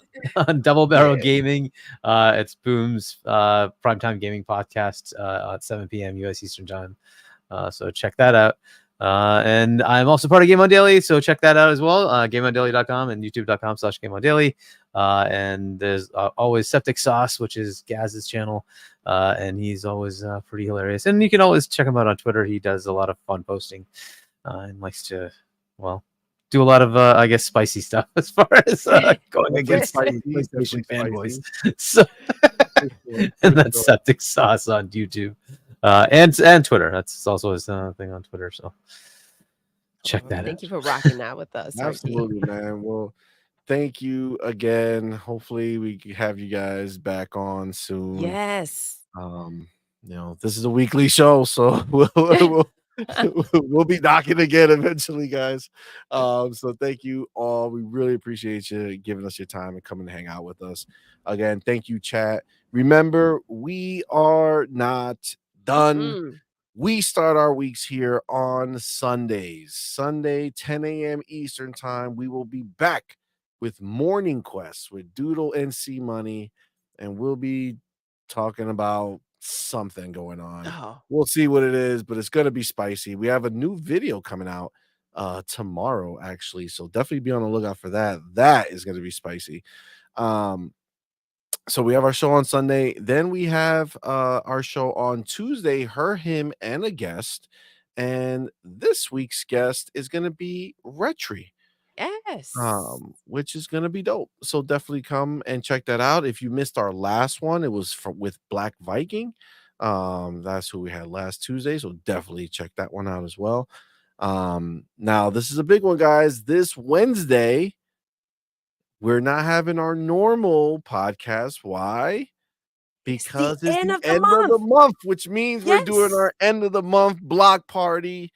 And our end of the month blowout, baby. That's right, baby. We're gonna have a fun time this month. We are ending the month with our homie King David. Let's go. We're ending the month with our homie the Black Viking. Yes. We're ending the month with our homie the Elite Guru. Who runs Gamers Initiative Podcast, who's super dope, who was on Night Shift a couple weeks ago, and it was hilarious. He's so funny. And we're also ending the end of the month with our homie Randall Thor 19. Let's go. Back in the building from way back when we did our interview with him. So it's gonna be a fun show, guys. Wednesday at 4 p.m. Eastern. 4 p.m. Standard Eastern Time. Be there. Yes. It's gonna be a blast. And then we'll be back on Friday. We will be back on Friday. Who's our guest on Friday? Night Shift. Night Shift, 6 p.m. Eastern. We Wolf. have the homie John Wolf. Nice. Yes. And maybe a surprise. We'll see. We'll see. But with that, guys, we are going to end the show the way we end every single show. Doodle. Yes. We're done. I know. Until next time. You're intruding. You're intruding.